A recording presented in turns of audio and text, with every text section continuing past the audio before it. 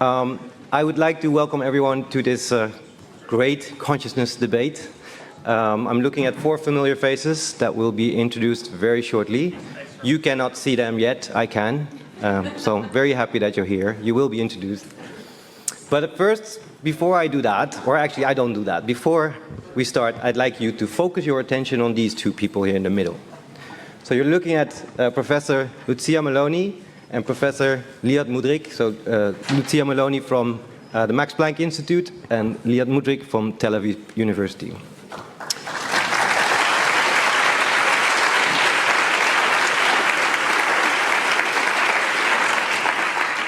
That was sort of what I was going to ask for. But anyway, so I wanted to thank them in advance. Wait for the next applause because I want another one. For taking on this very brave task that you have now and all the effort that you've put in and the preparation, because I know it was a lot of work. And I know we sort of asked something, courageous of you to actually lead these 4 people. So really thanks for that. And I mean, it will be great. So again, now louder applause for them. Yeah.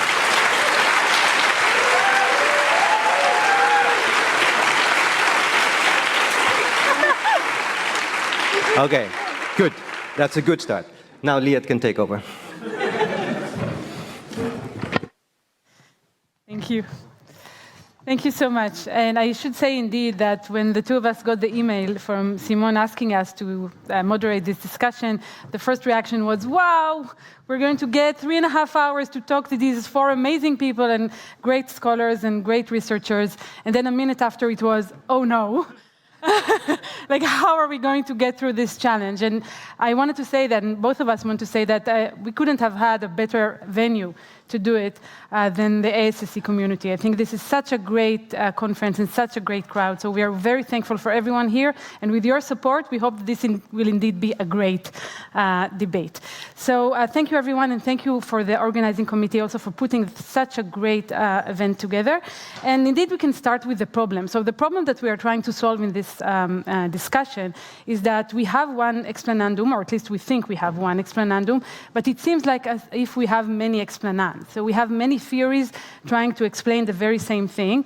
And we actually, when thinking about it, we went back in our memory, although we weren't really a part of things then, to the bet that Christoph Koch and David Chalmers had 24 years ago. So I believe it was after probably this conference, but Dave, feel free to correct me if I'm wrong, where they went to some bar in Berlin and they had a bet.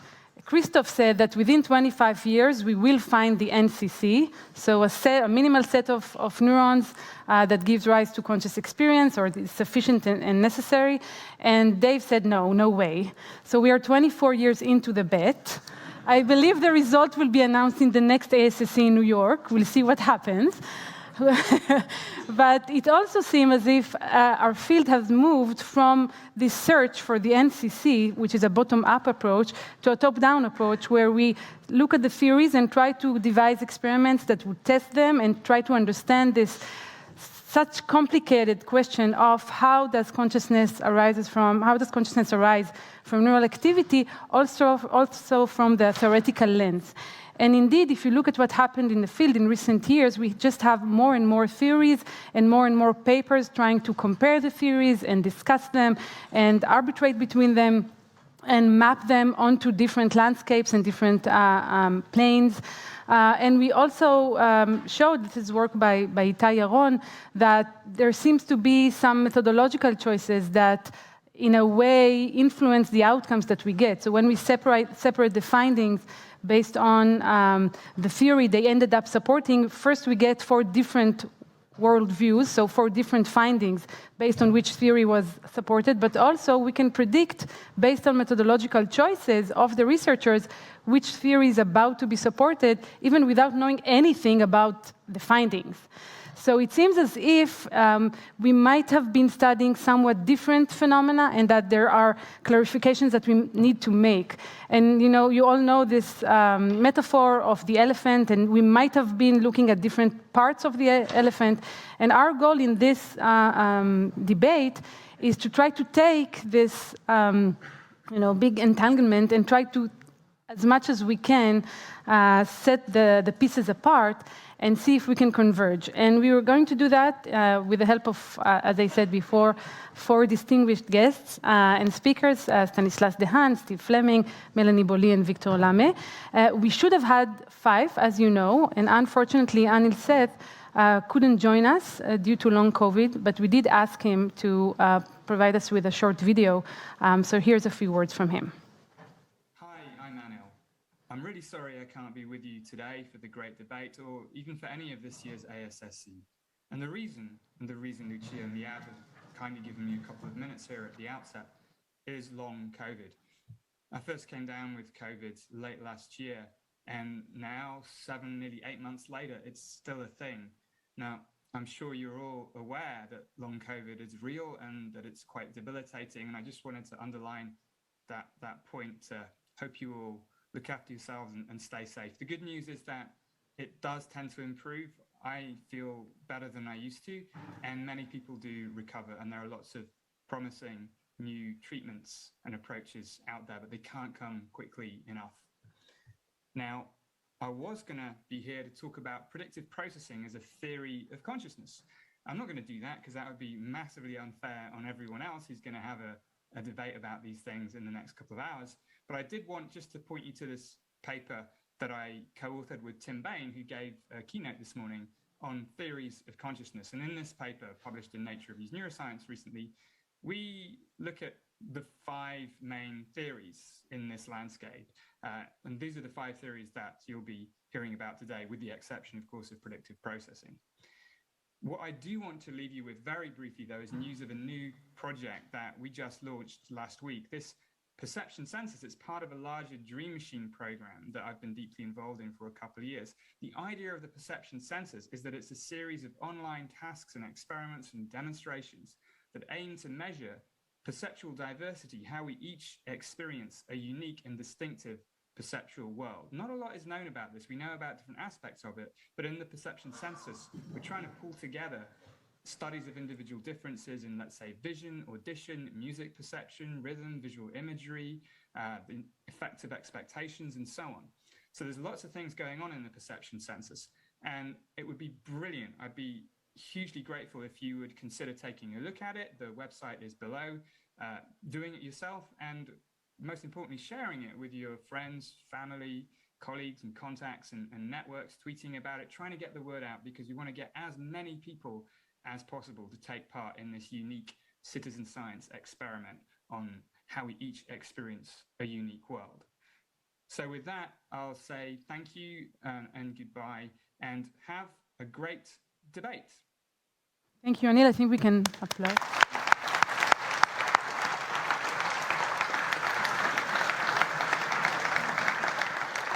And I can also share that I've tried it, I played with it, and it's really fun. So I highly recommend it. And so when Lucia and I were trying to think about the rules of the game, we first thought that maybe we should do like good cop, bad cop kind of thing. And then we couldn't decide who of us is going to be the good cop and who's going to be the bad cop. So we decided that both of us are going to be the bad cop. So that entails A, being very strict with the time. Lucia can demonstrate. B, not letting you guys get away with it, so trying to ask hard questions, and also get you to tell us only the truth, not the whole truth and nothing but the truth. So we'll do our best to do that.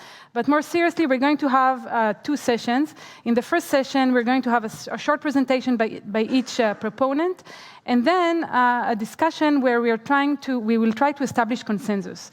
So ask, what do we all agree on? What is consciousness? How should it be studied? Are there agreed upon mechanisms that all theories embrace? And the goal is indeed to identify points of agreement and ask if we can converge. We will ask each one of the speakers to let us know what they think about each one of these points. And we'll also give you, people here in the crowd, the ability to state your vote using Mentimeter. So we'll try to do that as we go on, because we are going to extract claims as the speakers give us their presentations. And so if there are some errors or typos while we type, please be forgiving for that. And after that, we're going to have a small session of questions from the ASSC community. So we published this questionnaire, and we collected questions from many of you, and we want to thank you all for excellent questions that you've sent us. We're going to ask some of those in this session, and also get some questions also here from the audience. After that, we're going to have a break with food, so you can get some food for thought before the second session, where we will focus on disagreements. So if the purpose of the first one is to find claims on which we could all agree, the second session is focused on what we disagree on. Some of the fundamental assumptions of the theories, the critical mechanisms that they suggest, and also some meta-theoretical stance. And here, we also try to differentiate between core and superficial differences to find the key disagreements, and we'll also ask for you guys to help us in rating the importance of some of these differences between the theories.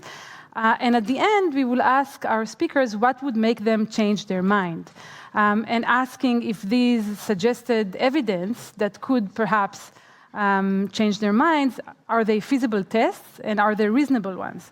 So if you set the bar too high so nothing can change your mind, that could also be a problem. So the goal there is to search for diagnostic tests and actual experiments that might falsify some of these theories. So this is how it started. We'll see how it's going to end. Hopefully, it will end with making some order into this mess that we are all in, but in an interesting manner. So I want to thank our 4 speakers. I want to thank all of you, and I want to invite Lucia to invite each one of you to give your talks. Thank you.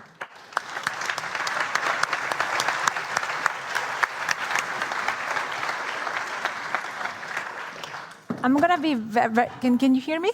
Yeah. I'm going to be very short, and I, when Liad and I were thinking about the debate, I also thought it's an interesting and meaningful event also for both of us, because we think that we have been growing through this community, and most of us, have been growing in this community. And one of the first speaker is going to be Stan, and I have a very interesting and meaningful story, because I met him in 2005 at the ASSC in Caltech, and I had read, his unconscious semantic priming paper in Nature in 1999, and I was just obsessed with that paper. I thought it was the most elegant paper I've ever read, and ever since, and he doesn't believe me. I told him, I started doing language, mathematics, because he just cannot stop, and he keeps, increasing our knowledge in so many different fields. So in the last 20 years, after, they started proponing Global Neuronal Workspace theory, you have seen, all of you, how much evidence they have accumulated. And it's a really great honor now to see, what these 20 years have been, what are the main claims and what explains them. Thank you, Stan.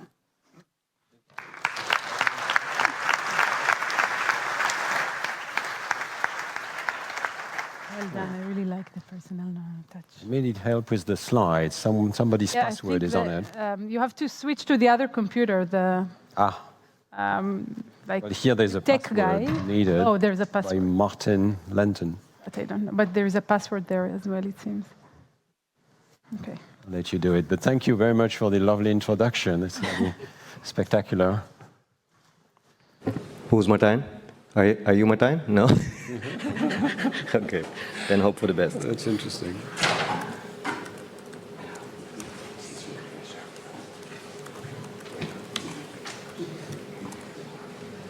No, exactly. We are missing a password. So to crack the neural code, you see? No, it's nothing like that, because it's not a laptop from us. We don't log in. My laptop also, I suppose. Then I can... No. Where is the? I believe they told us that the IT guy will be here all the time. Let's wait 1 minute. I think somebody makes a phone call to get someone. Sorry for this. You want to use yours, Tom? No, but the laptop is with a password, so... Can I get mine? Yeah, why don't you just get yours?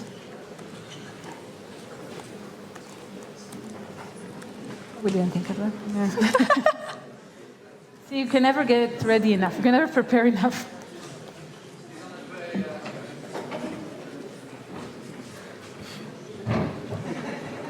Is there a cable for projection? Maybe this one.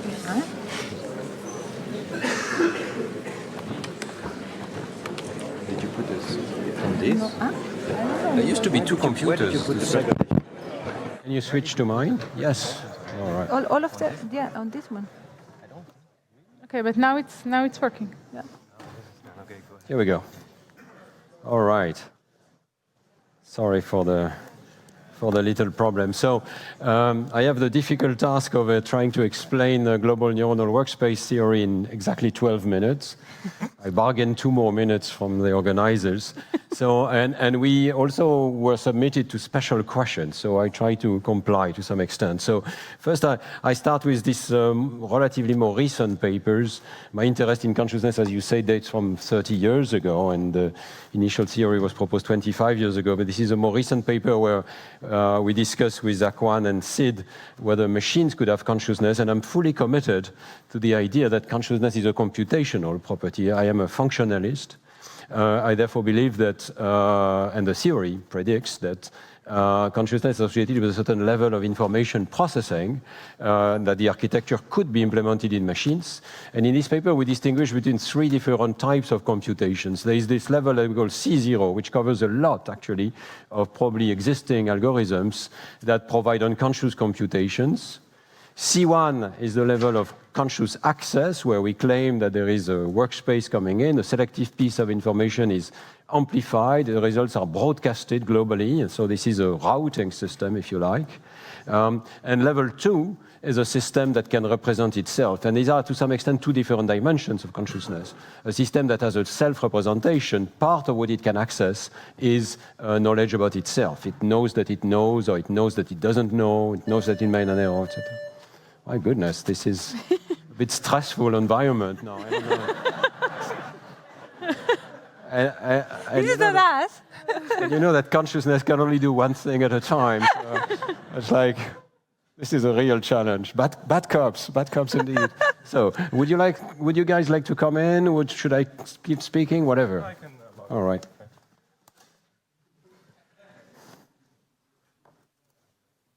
All right.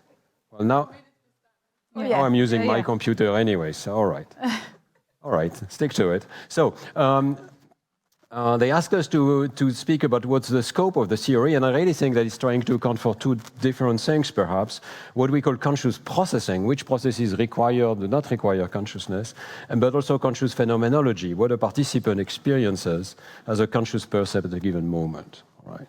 So we are, I think, serious about phenomenology as well, although I know this has been debated. So these are the original people with whom I did this work, Jean-Pierre Changeux and Lionel Nakache. And the familiar picture, I will not bore you with repeating what I think many of you already know, the idea that many, many chains of cortical processes can operate unconsciously. If you send back in time 30 years, I think there were some claims. I think the amount of progress is enormous. I was joking this morning that I would hate for David Chalmers to earn the prize, because I think the progress towards understanding the mechanisms of consciousness has been really extraordinary in 25 years, or 24 years actually. But so we've learned that there is a lot of unconscious processing, but we've also learned, I think, that there is something happening that's special to consciousness. And in the model here, the claim is that this is the global availability of information. The fact that at some level, there is a system that allows information to be shared across modules. And so the system loses its modularity. There is a system of neurons that is able to select a piece of information, amplify it, and broadcast it in a brain-wide manner, which allows it to be reported. But report is just one criterion for an information being available in a workspace. So the idea is that consciousness corresponds to ignition of a subset of workspace neurons. I would emphasize that they are distributed, because I think we see generally a reflex, which is to say a global workspace is prefrontal cortex. No, this is not a localist or localizationist theory of consciousness. It's a distributed system with parietal and prefrontal cortex playing a role, but also top-down signals back to the original processors. And I would argue, therefore, that we should always see a distributed code for the conscious contents in prefrontal cortex and these related areas. There is support for this idea in the anatomy of the system. So what should be common to all conscious processing states?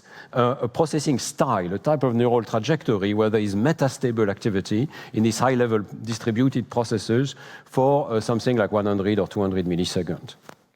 That's what we call metastable. There are many predictions of the theory, and many of them have been tested, but I try to list them briefly here, and they are based on this diagram from the Tix paper in 2006, I believe. So first of all, the idea that unconscious processing can be very deep.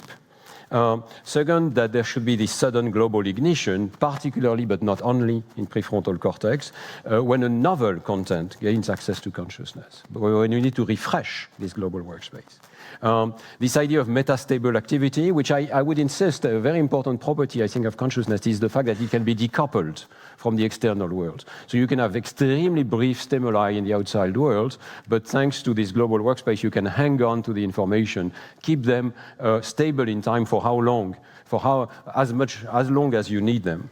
The idea that global neuronal workspace neurons should allow you to decode any conscious contents. So whatever you are conscious of at this very moment, maybe one of you is distracted and thinking of his children, we should be able to see that as a pattern of activity. I do mean a pattern, so when I say ignition, it's not an epilepsy crisis, right? It's a subset of neurons that are activated, the rest being inhibited, and that's supposed to be the code for what we are conscious of.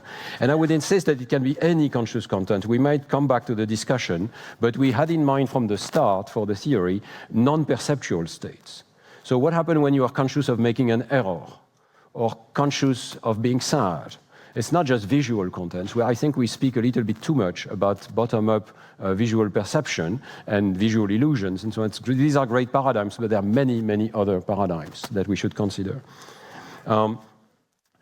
Another prediction of the theory is this idea of a central collision, which is illustrated here. If the workspace is occupied by the green content or the green path, which is being broadcasted to other processes, then other ones cannot come in. They may stay pre-conscious. They are buffered in the system, but they are not yet conscious.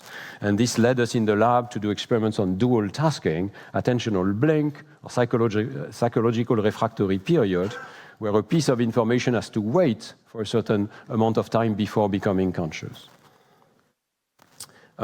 I would insist, however, that when we say a single mental object, it does not mean that it cannot be decomposed. And I do believe that there is factorial representation in the neural space. There are many axes of neural space that can code for different dimensions. And finally, I want to insist on a sometimes overlooked property of the workspace model, which is the idea of spontaneous ignition, which we actually simulated in a rather coarse way, but still, actual simulations of thalamocortical neural networks in 2005. The global workspace is constantly traversed by a series of ever-changing global patterns. So it doesn't have to be stimulated from the outside. You can close your eyes and be resting and still have conscious flows of information. And this is just equally important as signatures of consciousness. In fact, in patients with disorders of consciousness, this can be one of the most important signatures. And we have made quite some progress in identifying such signatures and using them in a clinic or for anesthesia, for instance. I'm not sure how well I'm doing for time, but I just wanted to say that there are some supporting data that, for instance, Peter Rufsemer, I think, who is here, and his colleagues have been able to do this lovely experiment where you record from V1, V4, and prefrontal cortex in a situation of liminal stimuli, a dot that you see or that you do not see, and the monkey can report seeing or not seeing. And the analysis suggests that areas in the visual cortex here cannot be the basis of conscious perception because they strongly activate on seen as well as on missed trials. But prefrontal cortex shows the right kind of nonlinear ignition, separation, including false alarm trials, but separation of the trials where the monkey is reporting seeing versus the monkey is not reporting seeing. That's not sufficient. And I think one of the key predictions of the theory is not fully tested, is the idea that it's not just perception of a dot, but any conscious content should have a neural assembly in prefrontal cortex. And so we're trying to get there with a lot of colleagues at Neurospin. the place that I direct south of Paris. This is the work of Marie Boly and other collaborators, including Fanis and Timo, Joachim, Marion. We are recording from neurons in the prefrontal cortex with Utah arrays as monkeys are submitted to the local global test, which I think many of you are familiar with, where we habituate to a particular type of sequence, such as 3 identical pictures and a different one, and then sometimes you have rare sequences that violate this pattern. I really don't have time because I know the bad cops are after me. But I just want to say, first of all, contrary to a lot of popular beliefs, you can decode detailed visual information from prefrontal cortex. For instance, here, you can decode every one of these 10 arbitrary objects that we've been using in this experiment. So if the sequence is bulldozer, bulldozer, bulldozer, eagle, you can see the decoder decode the corresponding identities. And there doesn't seem to be any particular limit to the contents that we can decode here. But also, I would claim that really we can find support for whatever the monkey knows consciously, the prefrontal cortex encodes. And in this experiment, which is in archive for the moment, we can see that we decode, I will go without explanation, but we can decode which picture just appeared, as I just told you, but also what is its ordinal position. When you are in this paradigm, you are conscious that this is the first, the second, the third, or the fourth picture. We can decode that in agreement with Andreas Nieder's finding of number neurons. We can also decode abstract things, like was the last picture different from the previous ones? This is not a visual content, it's actually a very abstract content, but there are neurons that code for what we call the local effect. The last picture is different from the others. There are neurons that code for the global effect, which is, was the entire sequence unexpected? I saw 4 identical items, and I was expecting that the last one should be different. I experienced novelty. This is coded in prefrontal cortex. And even which sequence should I expect before it starts? So you see now the neurons, neural populations separate even before the sequence starts. We see this difference according to which sequence you expect on the right, and some update when you actually hear something which is different. So my point here is that we begin to have evidence that whatever we consciously know is being encoded by different dimensions in prefrontal cortex. An interesting thing is that these dimensions are almost entirely orthogonal to each other, and there is more evidence from Liping Wang about the use of orthogonal subspaces in prefrontal cortex. If you have not seen his science paper from the beginning of the year, I strongly recommend that you look at Liping Wang's work. A lot of evidence that there are subspaces in prefrontal cortex for conscious contents. Sorry, this is going too fast. One point, and I will finish with that, I believe. I think that there is growing evidence that monkeys do not create compositional structures. And this is the focus of my current work for the past 5 years now, has been trying to understand what could be different in the monkey versus the human system. And so this is a summary slide from essentially these 2 different books that I've been putting recently. The first one I think you know about is Consciousness and the Brain. There's this idea that there is a lot of the basic operation of conscious access, which is the same in humans and other animals. The workspace is there, the signatures of consciousness are very similar, spontaneous activity, presence of visual illusions, central collision, they're all there. And I would argue fit relatively well with global neuronal workspace theory. But I would argue that there is something different in humans, which is that the contents of consciousness are richer in humans. We have a language of thought, we have a compositional ability, we have a syntactic ability, not just in natural language, but also in mathematics or music, which allows us to have more complex conscious contents, perhaps with the same access mechanism, but different contents. And that would include the representation of ourselves and others. So I will finish with this slide, which is a review I published in 2015. I believe that whereas there are lots of mechanisms for representing sequences that are the same in all non-human primates, there is evidence that the level of nested symbolic structures may be unique to humans. And I hope, well, I think you believe that I am right. I hope you believe that I am wrong. That's a tree structure. Maybe we are the only primates who can think such thoughts. I think my 12 minutes are over. Yes. So thank you very much for your attention.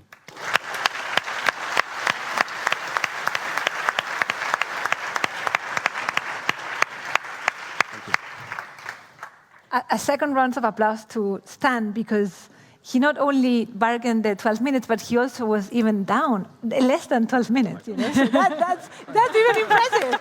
You know? The next speaker can use this. Okay. So our next speaker is Victor Lamme.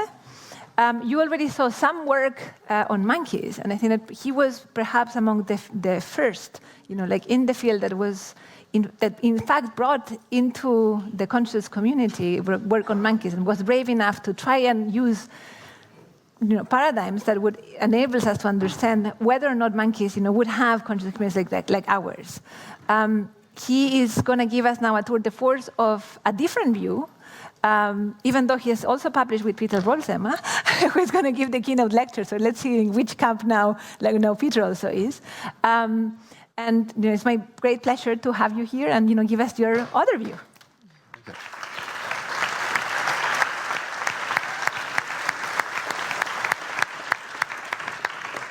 No.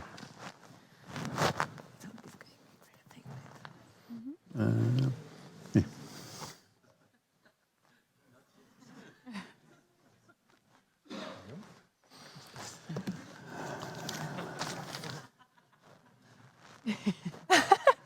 All right. Yeah. All right. So I will try to introduce recurrent processing theory, although I guess it's a bit known. But it's, I think, best defined in contrast to other theories, hence the title, Recurrent Processing Theory, why it's better than the other ones.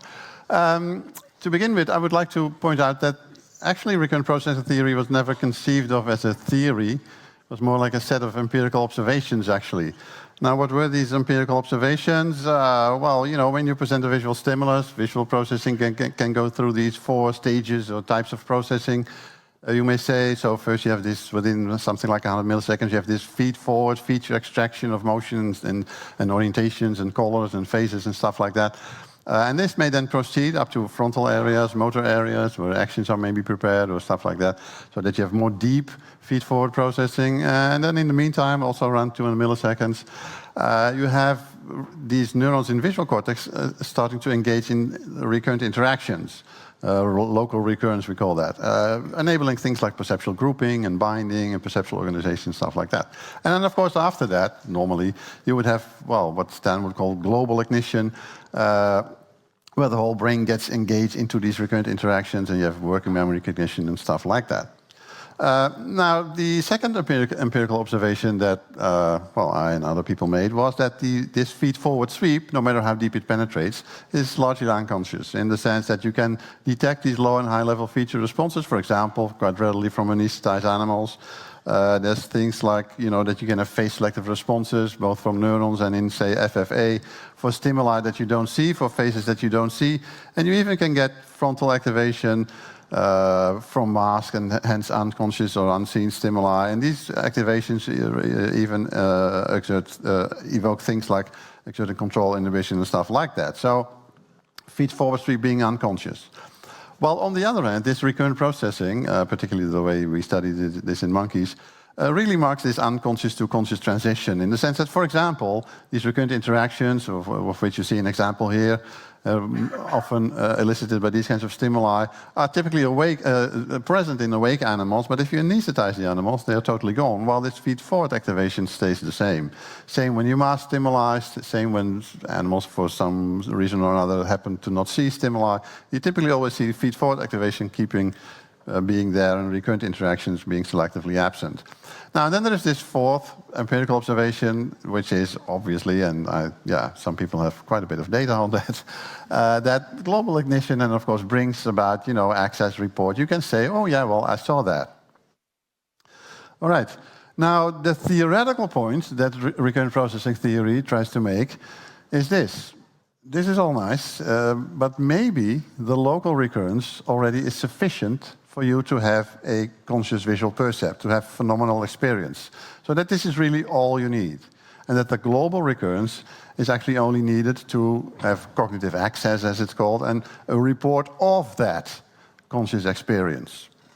And that similarly, there's no need for any higher order re-representation of this stuff, as in higher order thought theory, and that the recurrent, first order representation actually is sufficient.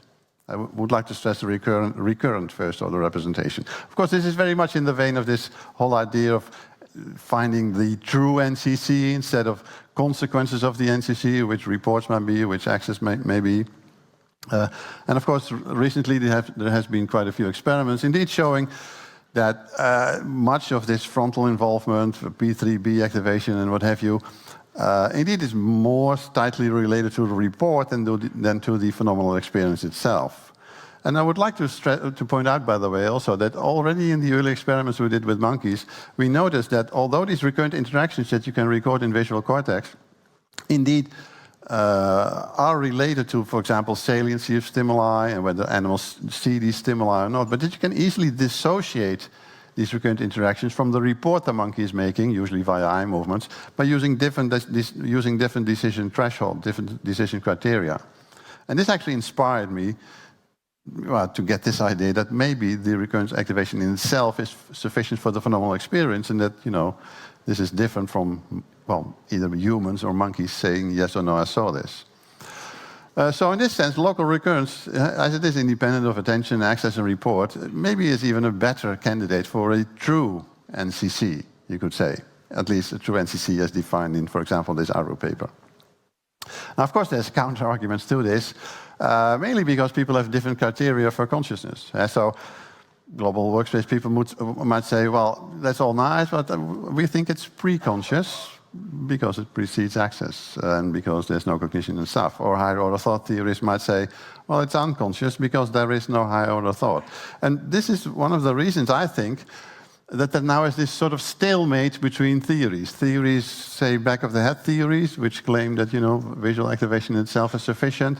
And these more frontal theories, you could say, although there's more to global workspace than just frontal, of course, stating, yeah, well, only if you have that, then there is consciousness. It becomes almost a matter of taste which criterion you use for calling something conscious or not. So how can we find a way out of this? Well, I think one thing we need to keep in mind is that there are different other things than, seen, not seen, that we want to explain about consciousness. For example, a very obvious and prominent hallmark of conscious visual perception, but I think all sorts of perception, is that conscious vision is unified. We know we have 30, 40 different visual areas in the brain, each doing all sorts of different things with visual information, but we have one visual percept, and we don't see shapes and colors and objects in isolation, but as an integrated whole. Related to that, but different, is that conscious vision, of course, also is a type of inference. We usually go beyond the physical information of the stimulus itself to what we interpret from that. So, for example, that we go from luminance to gray shade, and hence these illusions, from wavelength to color, from features to perceptual inference. And one thing that goes along with that, which I also think is very interesting and important, is that this is generally cognitively impenetrable. I mean, I can tell you that the wavelength that's coming from these brown and yellow surfaces on this Necker cube are exactly the same. But even if you know that, you cannot but see them as brown or orange, which is a typical example of cognitive impenetrability. Another example would be, if you see a face, for example. Now, of course, we have these face neurons, or FFAs, which may detect the difference. This is a face or not, face, non-face. But of course, seeing a face is way more than that. It's integrating this face property with the shape of the face, the color of the face, and all sorts of other properties of the face. Typically, seeing involves a large degree of integration. And I think that's a very important part we need to explain about consciousness. And I think this is nicely illustrated by these experiments, for example, by Johannes Varenvoort, who showed that indeed you can get fusiform phase activation, selective fusiform phase activation, from faces that you don't even see because they're dichoptically masked, but only if you have interactions between FFA areas and lower visual areas, you get a conscious percept of that face. And in that sense, of course, local recurrence itself is fully capable of explaining this unity, this integration, because the functions that are mediated by this local recurrence are exactly those functions that do that. For example, things like perceptual inference, incremental gestalt grouping, long-range and complex organizations, figure ground organization. That's typically done and finished, I would say, by what's going on in these recurrent interactions inside visual cortex. Well, I really don't see how any frontal or higher order theories have any explanatory power towards explaining this aspect of consciousness, the aspect of unity, integration, and binding.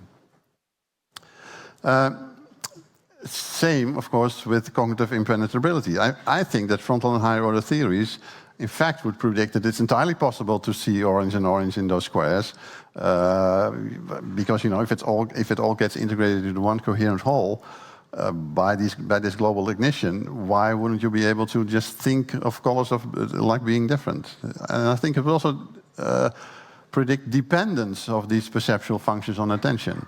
And exactly that's not the case. There's ample evidence that all these functions, like figure ground organization, perceptual organization, binding, happen regardless of whether you attend to a stimulus or not. Of course, attention may modulate or strengthen these kinds of functions, but they do not critically depend on them.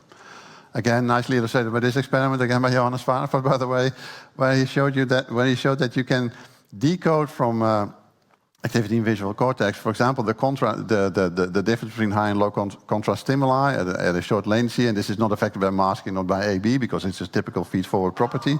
But this integration contrast, whether you see a Canissa pentagon in these kinds of stimuli or not, which can be decoded at a later point in time, in this case 256 milliseconds, is affected by masking, by visibility manipulation, but not, for example, by attentional blink, so not by attentional functions. So another thing is that there's this other feature of visual perception, which is that in general, we have a sort of very rich phenomenal experience. And of course, frontal and higher order theories, particularly because they are so tightly linked to this phenomenon we call attention, which we know has these capacity limits, would in fact predict that visual perception is fairly limited, sparse, and has this attentional capacity bottleneck. Now, of course, initially you might think, well, these change blindness experiments, are these not exactly showing that, in the sense that if you show an image like shown here, an array of objects, and then show the array of objects again, but now with one item changed, indeed it's very difficult to notice the difference between these two. But of course we've shown in very many experiments that if you queue these arrays between the change, you can in fact show that the representation that people have of the first image is in fact very detailed and precise and rich. These iconic and fragile memory experiments, I think, have clearly shown that. And that this whole phenomenon of change blindness is actually a matter of that the first scene is overwritten by the second scene as soon as it's presented. In that sense, our phenomenal experience has no real memory.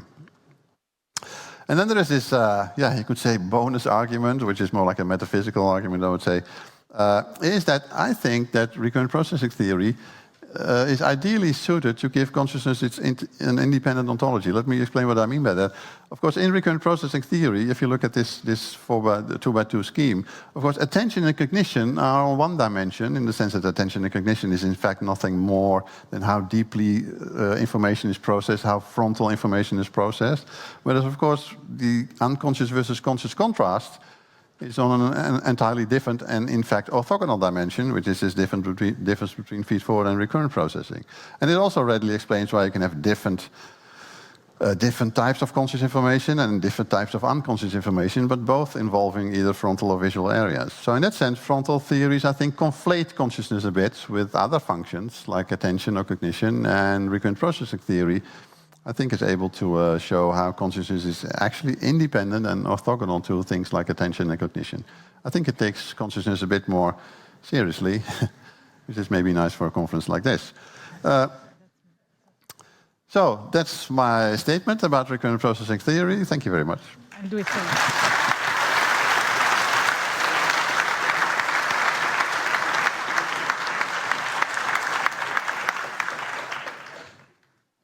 It seems that we really stress them because they really are on 12 minutes. This is just impressive. Thank you, Victor. Our next speaker has, I think the last two speakers have a very difficult task, because on the one hand, Steve has to represent higher order theory or higher order theories. So he has a little bit of a harder time, doing that. And I'm very happy that you decided to take on the challenge to actually represent a whole field.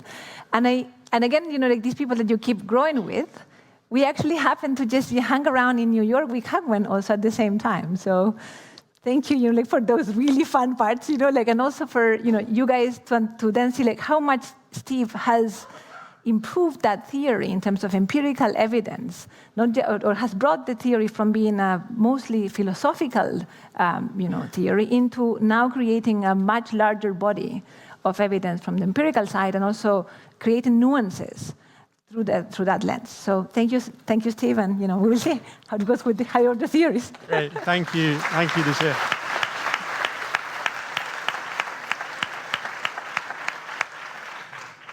What do you want me to do now with I organized it for you. Okay, well, thanks so much, Liad and Lucia, for keeping us on track here. I think it's really exciting to be part of this debate and very exciting to be doing it at ASSC amongst such a wonderful community. So higher order theory is somewhat of an old hand in philosophy, but somewhat more of a new kid on the block when it comes to neuroscience. I think you saw that in Liad's presentation.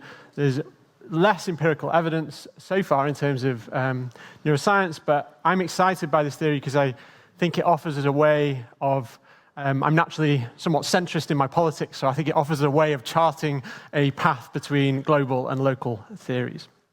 So what we're trying to explain, we're trying to explain the presence versus absence of phenomenal experience. So when our visual systems are processing information about this sunset in London, for instance, then usually we're aware of and able to communicate those properties to others, but we might be unaware of other perceptual inputs that are nevertheless being processed, such as the feeling of clothes on our skin, changes in our posture, and so on. And higher order theorists want to explain this difference. So in a nutshell, higher order theories say that a first order representation of some content X is not sufficient for a conscious experience of X to arise.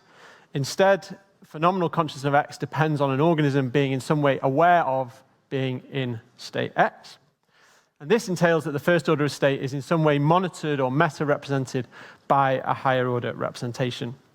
And higher order theorists account for unconscious influences on behavior by positing that first order states can still drive task performance unconsciously, and that in particular those first order states might be quite widely broadcast in terms of unconscious control, and that's where it starts to come apart from global workspace theory. So another thing that Lucia mentioned is that it's sometimes thought that there's just one higher order theory, but there are multiple versions of higher order theory, just like there are multiple versions of the broader class of first order theory as well. And this diversity, I just want to highlight that we're actively engaged in an adversarial collaboration to test distinct empirical predictions made by the different higher order theories. And this is being led by myself and Axel Clearmans and supported by the Templeton Initiative. So there are a number of differences between the different variants. I haven't got time to go into all of them at the moment, but one key difference is whether the theory allows the first order states to be doing any of the work in creating conscious experience. So on the one hand, proponents of the joint determinism view say that consciousness arises when first order and higher order states work together. And so the content may be carried by the first order states, but if you didn't have the higher order state, you wouldn't be conscious, but the higher order states have a relatively subtle role and may do things like point at or index the precision, intensity, or reliability of those first order states.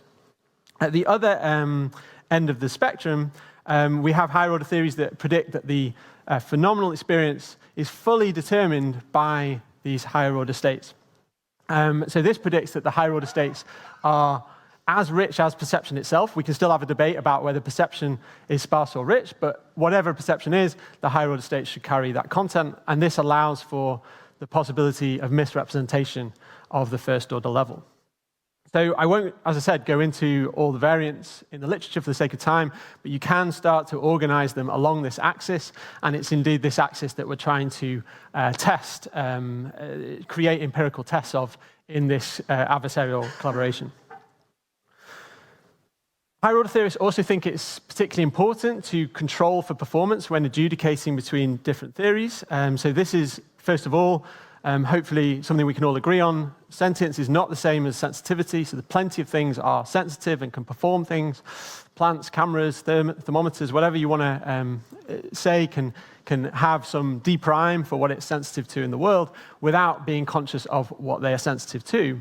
And this creates a problem, an empirical problem, because if the first-order representations can both drive performance and contribute to consciousness, then if we alter consciousness by also changing the performance or the signal strength, we don't know whether to ascribe that change to performance, to changes in performance or changes in consciousness. I think this is quite a pervasive problem for the field, but it's particularly a problem for testing predictions of higher order theories, because if we don't control performance, we might unfairly stack the deck in favor of first-order theories by misattributing a change in consciousness to the accompanying change in first-order states. And I think I urge you all to grab a copy of Hak Kwan Lau's new book, where this issue is thoroughly explored. So higher order theory is also often linked to metacognition. This is also, I think, somewhat of a source of misunderstanding. So we don't think that explicit metacognition is the same thing as phenomenal consciousness, but I do think there are theoretical reasons to think that the computations that are important for higher order states, such as monitoring the precision of the first order level, they share mechanisms with perceptual confidence, because both may depend on a more subpersonal, implicit form of metacognition. And so empirically, studying perceptual metacognition is useful for two reasons. So first of all, it allows us to try and study the neural basis of perceptual confidence. And secondly, it also allows us to try and start to address this performance issue, where we can use statistics such as metacognitive efficiency to create situations where D prime is matched, but there's a change in this confidence formation aspect. And in the past few years, a large body of work has now started to implicate prefrontal cortex, particularly anterior prefrontal subregions in perceptual metacognition.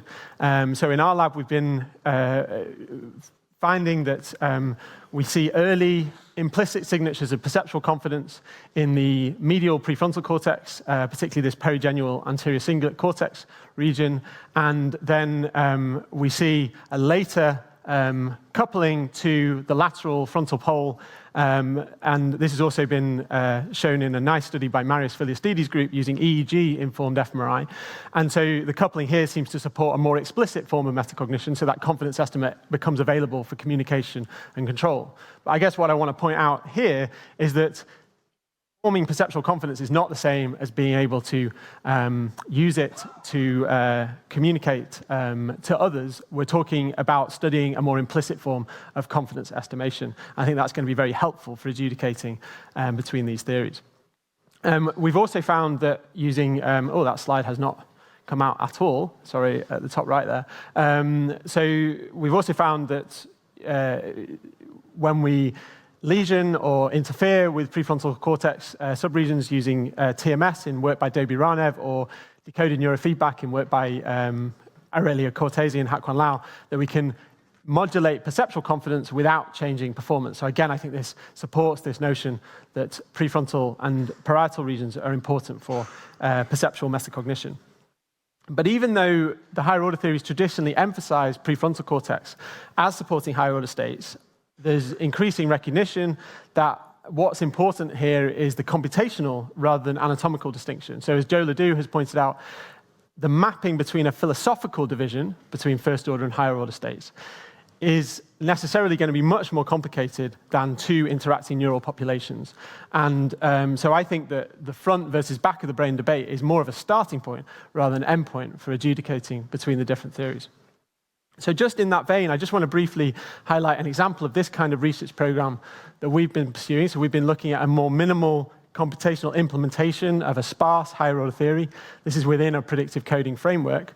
So the idea here is we have a first order generative model that's performing inference on perceptual content, such as whether a stimulus is an apple or an orange. We think that this could all proceed unconsciously, but we can add in additional higher order layers that monitor the precision of these first order states. And these different types of computation then make relatively broad qualitative predictions about the representations at these different levels. So the higher order level should be more low dimensional and symmetrically encode the high or low precision of the first order states, whereas the first order level should be higher dimensional and encode first order content. And this first order level may well be, for instance, in the lateral prefrontal cortex. It doesn't have to be in V1, for instance. we've also been looking at how in this kind of model architecture we can reinterpret signatures like global ignition, because we can see that ignition-like signatures emerge as a consequence of this big asymmetry in first-order state prediction errors that you get when the model says, I have a precise first-order generative model, and I get strong prediction errors from the stimulus propagating through the system. So I think there's a lot of convergence with some of the signatures from, say, global workspace theory, but we're just interpreting this slightly differently. So what matters here is the higher-order state that is actually much more subtle and encoding this symmetric presence or absence of content lower down the system. In work with Oliver Warrington, Nadina Dijkstra, and Peter Koch at UCL, we've started to test some of these predictions using fMRI and MEG. So I haven't got time to go into all the details here, but the key idea is that we can start to train subjects to generate predictions not only about the content of the stimulus, but also about their expectations about being aware of that content. That nicely orthogonalizes the prediction errors at these two levels of the model. And what we find, this is all in a no-report paradigm where we're just flashing people with the cues and the stimuli without them having to do anything. But what we find is that outside the scanner, these two types of prediction error both affect response times. And inside the scanner, we see the first-order state prediction errors activating ventral visual cortex regions, and the higher-order state prediction errors activating lateral prefrontal cortex regions. So I just want to end with some common ground. So as I said at the start, I do think we have more common ground than divergences, actually, among lots of different perspectives.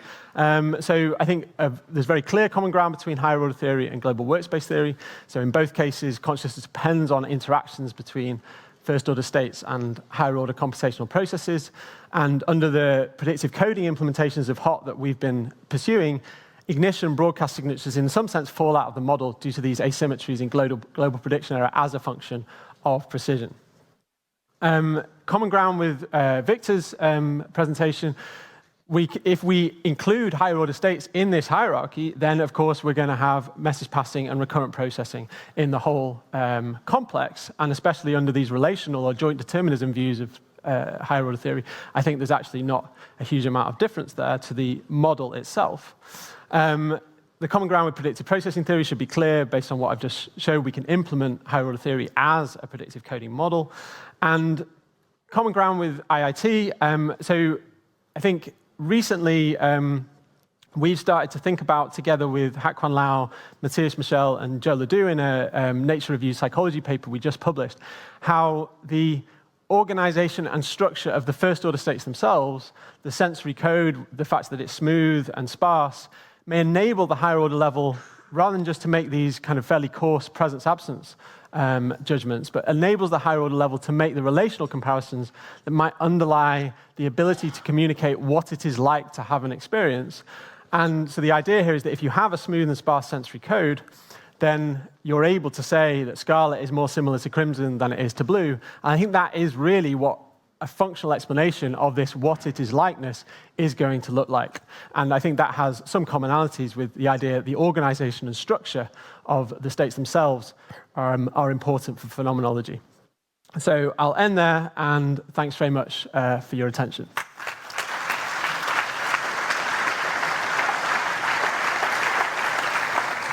Look. This is really impressive. I really wanted to actually do the cling, cling, cling, so please do it, like Melanie, go over. So our last speaker, and I know that she prepared really much, like not to, go over 12 minutes, which is, she's going to have to introduce IIT in 12 minutes. For those of you who have tried to submerge yourself into the IIT literature, you will understand how difficult it is to just explain in 12 minutes the whole theory. But she's going to try, and for what I saw in her slides, I think she's going to succeed, I hope.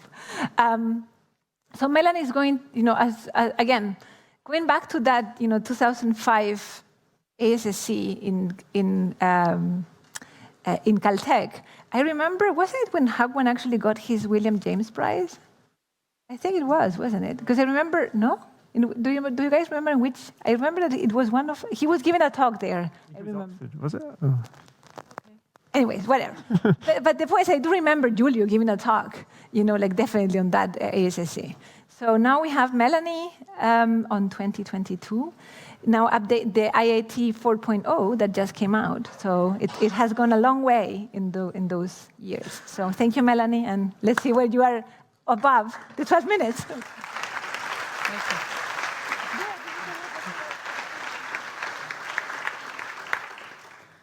Well, I need my slides first. Thank you so much for organizing this debate and for having me here. I'm going to present a perspective from integrated information theory. Is this working? Yes. All right. So we were asked 3 questions to present today. So first one was the scope and explanandum. So theory of consciousness must address 2 questions. First, what determines whether consciousness is present versus absent? But also what determines why specific experiences feel the way they do.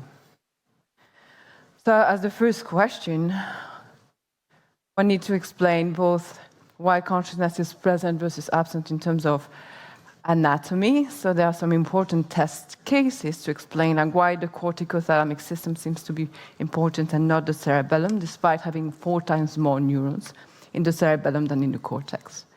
Or why some parts of the cortex seem to be more important than others, while this system is heavily interconnected. But also, one needs to explain physiology. So for the same cerebral cortical substrate, depending on the physiology, consciousness might be present versus absent. So for example, during deep sleep, consciousness vanishes despite neuronal firing being persistent, and even more, during generalized tonic-clonic seizures, we have some work coming up showing that brain activity and neuronal firing increases when patients lose consciousness without having cortical slowing. So both anatomy and physiology need to be explained. But also, as importantly, a theory of consciousness needs to explain what determines why specific experiences feel the way they do. And there, explaining why visual space or body space feel extended or why time feels flowing is as much part of the hard problem than explaining why objects, colors, sounds, or touch, for example, feel different from one another. So the second question is, how does IIT attempt to explain this? So IIT asks not how the physical world gives rise to experience, so does not try to squeeze consciousness out of the gray matter, but instead ask how experience can be accounted for in physical terms. We start from consciousness, from phenomenology, which is what we have and where everything starts from, including science. And then we characterize its properties and try to find a coherent explanation for what kind of physical substrate can account for these properties. We try to explain phenomenology in physical terms. And so there, it doesn't work. So give me one more minute then. The IIT, actually, there is some bug in the slides. Okay, so I was just saying, here IIT defines the physical purely in operational terms, in terms of cause-effect power.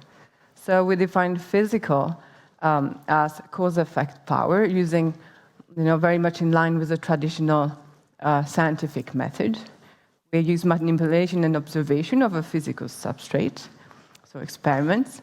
And from there, you can actually come up with a transition probability matrix, which is a summary of if I do this, then I reliably observe that with that particular probability. And from this TPM, you can actually derive a substrate model on how the different units of the system interact with each other and with what strength. Okay, so a substrate model of the units of the system. So that's the framework for cause-effect power on which IIT is based. But also, we say that cause-effect power is not enough. We actually need to account for the essential properties of experience, for essential properties that are immediate and irrefutably true of any experience you can conceive to have. And here we define 5 properties. And so we say, I won't have time to go in all the details of what these properties are, but I'll mention them and I'll explain one just to give you a flavor. We say that experience is intrinsic, structured, specific, unitary, and definite. By structured, for example, we mean that experience is composed of distinctions such as faces, color, the left and right corner of space, that are actually bound together, that relate to each other in a very specific way. So there's a structure for IIT quality in structure, and this compositional aspect, this structure, needs to be explained as well in physical terms. So how do we do this? Then we actually have this mathematical framework to make it fully precise and account for these properties in terms of cause-effect power. And using this mathematical framework of cause-effect power, we unfold the cause-effect power, the full cause-effect power of a substrate, and we come up with a cause-effect structure with causal distinctions and causal relations. And so if the substrate of consciousness can actually account for all the properties of consciousness, we call it a phi structure. And in order to explicitly account for all the properties of experience, for these essential properties, we have spent much time actually refining the mathematical framework so that all these different properties or postulates are explicitly incorporated in the mathematics to identify the substrate and compute the structure.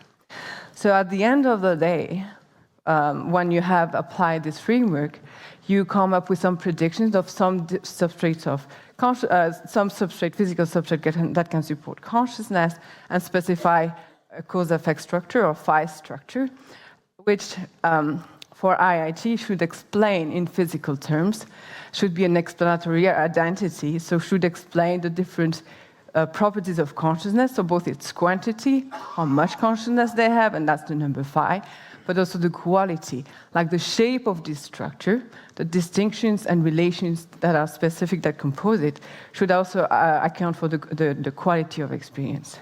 And so the phi structure should account for the essential properties that are true of every experience, but it should also account for the specific properties of specific experiences, like while space feels extended or time flowing, with no additional ingredients.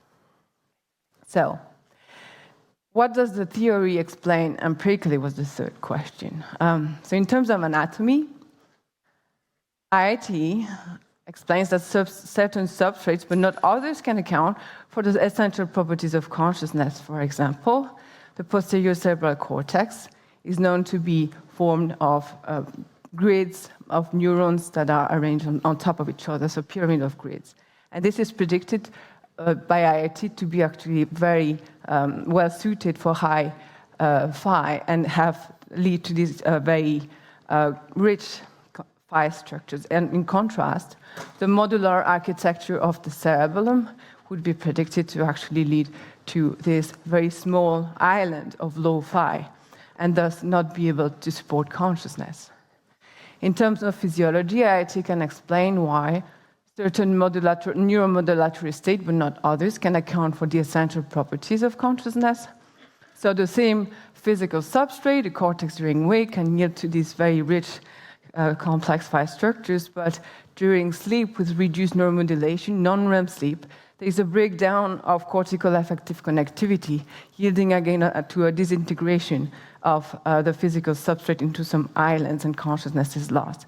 It has been shown in intracranial recording that if you directly stimulate the cortex with intracranial recording, you see during wake, connectivity is very reverberant and complex. And in deep sleep, connectivity, these interactions are actually interrupted by the presence of an off state, and causal connectivity is lost. These predictions actually have also led to the TMS EEG work, where information and integration, these two essential properties of consciousness, have been actually combined. And so into prediction of when consciousness should be present versus absent. So here in wakefulness, you have this complex response with differentiated activity.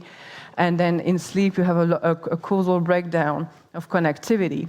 And the response is local and simple. It has been validated now in many states, including states like REM sleep or ketamine anesthesia, where subjects are conscious but unresponsive.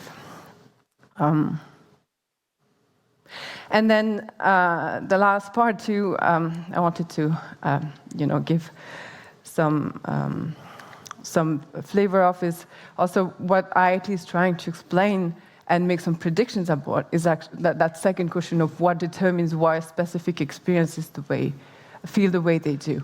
And there we started with space rather than colors, for example, because space is pervasive and it's also easier to introspect than, say, if we were to study it with colors or textures. And so there, again, the approach of IIT is starting from phenomenology and try to determine what are the specific properties of spatial experiences, and then try to predict what kind of physical substrate could be able to support that. So for the phenomenology of space, we actually found during this exercise that with Andrew Horn, in that paper that I recommend you to read, that actually the kind of substrate that could be able to specify these spatial experiences would be grids with lateral connectivity, strong lateral connectivity. And so the fundamental property of spatial experience, we state, is extendedness. So our experience is composed of spots and they relate in a very particular way. Again, I don't have time to explain, but there is a definite structure of space with this very particular type of relations between the different spots that can be accounted once you unfold the cause-effect structure specified by a grid. You can find that there are causal distinctions that relate in this exact particular way that can account for extendedness of space. And given that space is, the spatial experiences is so pervasive in both visual and somatosensory domains, for example, with that visual space and body space in our experience, it's no surprise that both evidence in humans and animals suggests that large parts of the posterior cerebral cortex, including visual and somatosensory areas, are actually comprised pyramid of grids stacked again on top of each other. And so, and now there's more work in progress. We're also working actively not only to try to explain the extendedness of space, but why time feels like flowing, and object and colors and sound are different from one another. That's the teamwork that has been going on over the years, and I thank them all, and I thank you for your attention.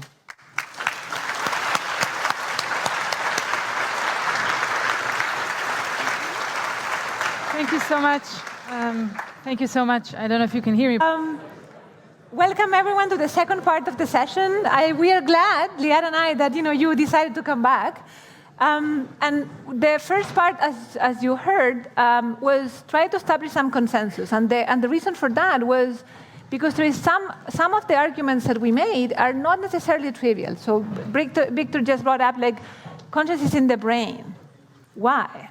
So, and now we need to understand, like, what do we mean that consciousness is in the brain and how? And so we hope that the next session now is to try and understand not only what do we agree on, but what are the aspects that we disagree on? And again, like you said, part of the last session was that we also understood that not every theory makes the same predictions as to when, for instance, we would expect to have consciousness in babies, for instance, right? And we all know that understanding consciousness has ethical consequences. And these theories actually make different predictions. So what we want to do now is to map out a little bit those, to try also to derive consequences as to what that means. We're going to end up at 7:30 as planned, even though we started later because we were just told. You want to start? Yeah.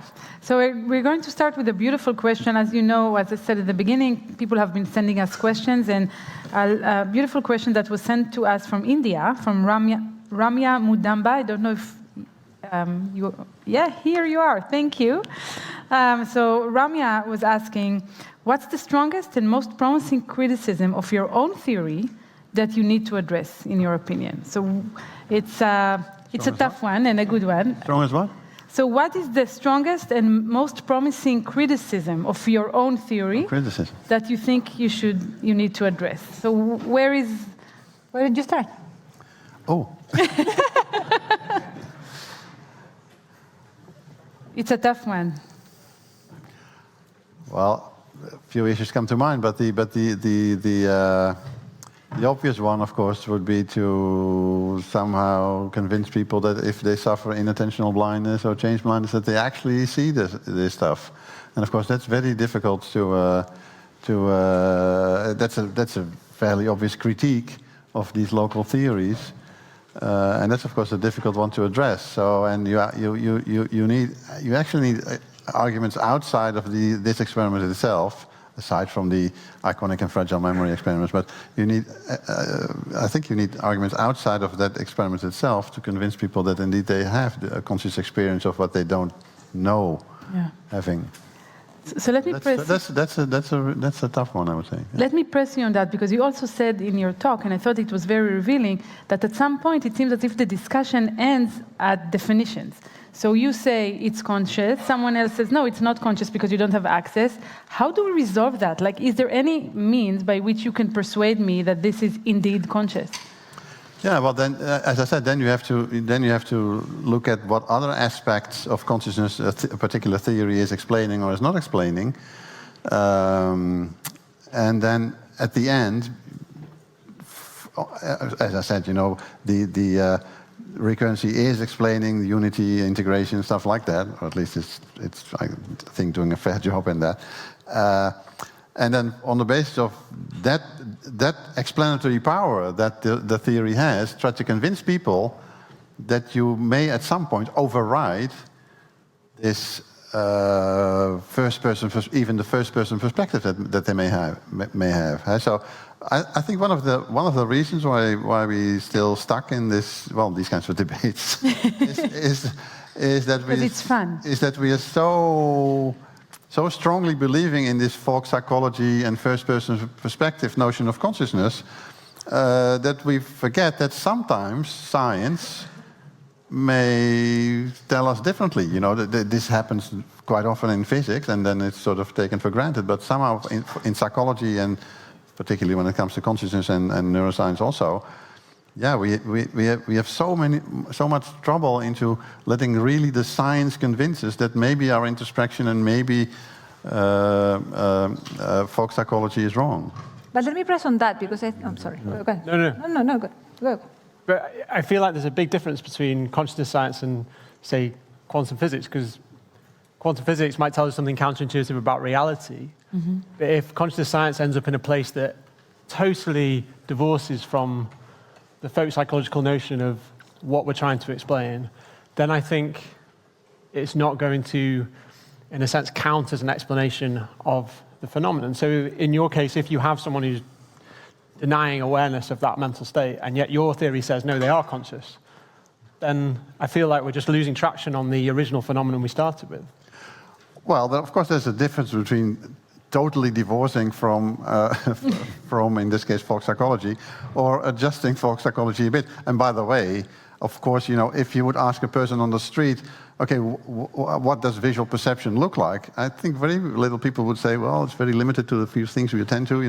Most people, I think, would say, well, we have this rich visual percept. It's only these damn psychologists who tell them, no, you have these change blindness experiments, and here I have inattentional blindness experiments telling you, no, it's different. Not all of them. Yeah, okay. No, but so in that sense, I think actually local theories are closer to our real folk psychology and maybe are divorcing from academic psychology. But let me just, because I want to push you on the starting point, right? So what I seem to have understood from your answer also is that your starting point is data in some sense, right? Whereas I think that for IIT, it is extremely clear as to the starting point is phenomenology. So now from there, you go to the physical and blah, blah, right? But whereas you're trying to do the opposite. You're saying, like, whatever I experience, I am pretty wrong. And as I get more data, I will understand why I'm wrong. No, it's a two-way street. You have data, you have intuitions, you have folk psychology, you have all these things coming together, and then of course you also have neuroscience.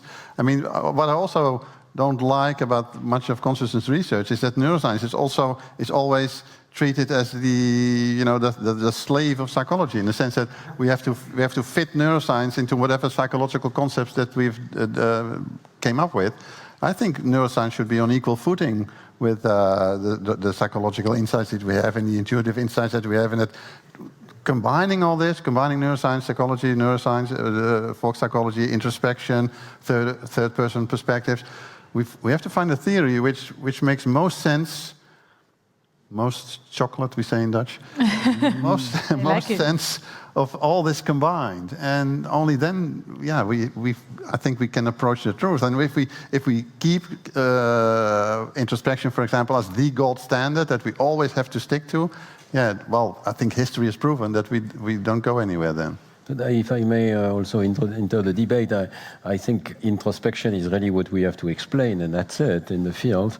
I was very struck when you, in your presentation, you make one statement that made me jump. And, but I think that. It's exactly the one that you yourself pointed as a difficulty. You said, as recurrence in posterior areas is independent of attention, it is a good candidate for consciousness. And I thought, no, it's exactly a bad candidate for consciousness precisely for that reason. I realized that perhaps you don't take very seriously experiments of inattention.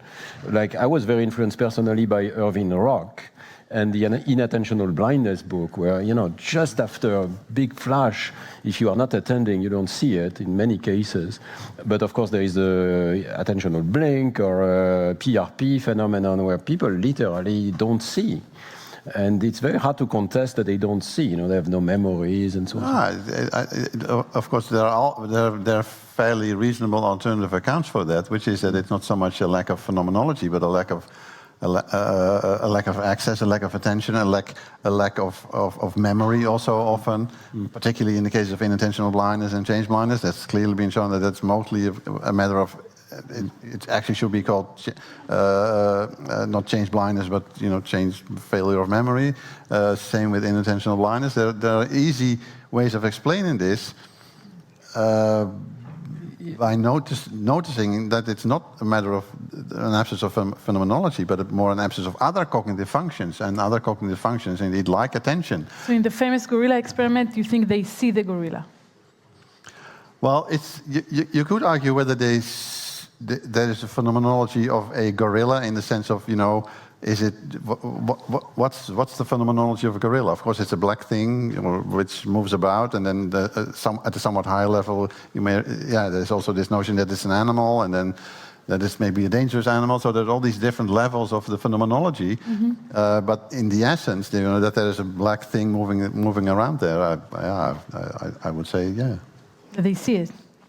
Well, that they have a phenomenal experience of that, but of course it's. You know, that's the scene, right? Is it not the knowing that you, as you put it? So that they see it. Yeah.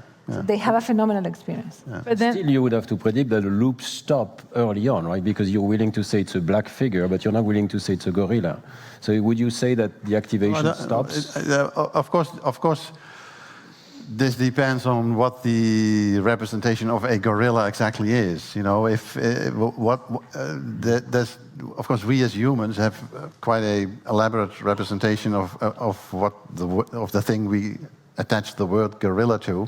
But amongst things, it's a black moving thing and an animal. Of course, we have these animal neurons in our head, so these are probably getting activated. We have, of course, face-selective neurons, which are probably getting activated by this black thing we have, because it usually has a face.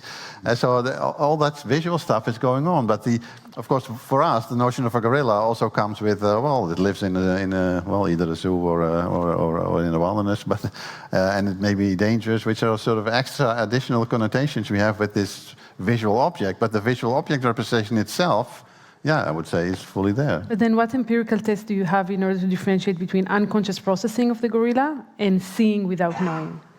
Seeing the gorilla without knowing. Yeah, well, that's exactly the point I made in the beginning. You can only convince people of that difference by... They're already convinced. They're already convinced. No, by alluding to the other benefits that come with this view, and those other benefits are, as I tried to explain, that the recurrency itself is sufficient to explain things like unity and but that's what I don't understand. In that sense, it's the same as with quantum physics. I mean, quantum physics is hugely counterintuitive, but with quantum physics, we can, or at least physicists, I'm not a physicist, so I'm probably talking nonsense here, but with quantum physics, we are better able to understand the universe. And it should be the same with the consciousness or with psychology in general. We should try to find theories which are better able to make sense of this whole set of, as I said, neuroscience, psychology, folk psychology, intuition, etc. And then indeed the consequence would be that we should say to people, well, at least we should be able to convince people that they have a phenomenal experience of such a gorilla. But let me press you there, because I think that here's where there is the real divide in some sense, right? And it's more than terms, I would say. Yeah, you know? sure. And part of that has something to do with, if you say that, for instance, the experience is unified, right? But then you say that, well, in the experience of the gorilla, for instance, you see something black, but you don't know that is a gorilla. Then what is the unification there even? Right, because let me finish with that, just so that I can press you. So then you explain us. When you say like you saw something, then what is? Because I think this is the part of the divide, so to speak, between all theories. Also it's right. You would say, well, I see a gorilla, and that actually has a particular organization, a particular structure. I understand it some way, right? So, you have. I mean, when I talk about a unified percept. It's unified in the visual sense. And that's exactly what I'm trying to understand. So what does unification, because here's where we're going to start seeing some of the divides, right? If you can think that it is unified because it's structured. So for instance, if I see like black and white dots, it's exactly the same as if I see something else, because in principle it's structured, right? And that's it, it's unified, right? Then you may say, well, it's not the same as if I actually see a gorilla versus if I see black and white, right? So in your case, where are you in that? Sorry, I'm not sure. Where do you draw the line? Where does it become unified? When it's an object that you can segregate, let's say, from the background, or what? What makes it then conscious? That I'm trying to understand. Well, it's the visual phenomenon where all the elements that make up a visual scene are integrated into some sort of coherent whole, where indeed you have physical ground segregation, where you have objects and stuff, and and where we have this.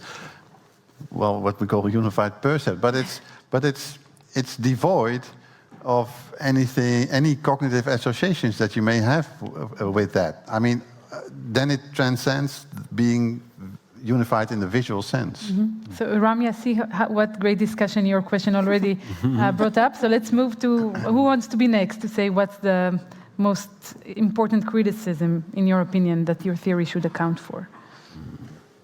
Victor was brave to be the first. Right, and very honest. Yeah.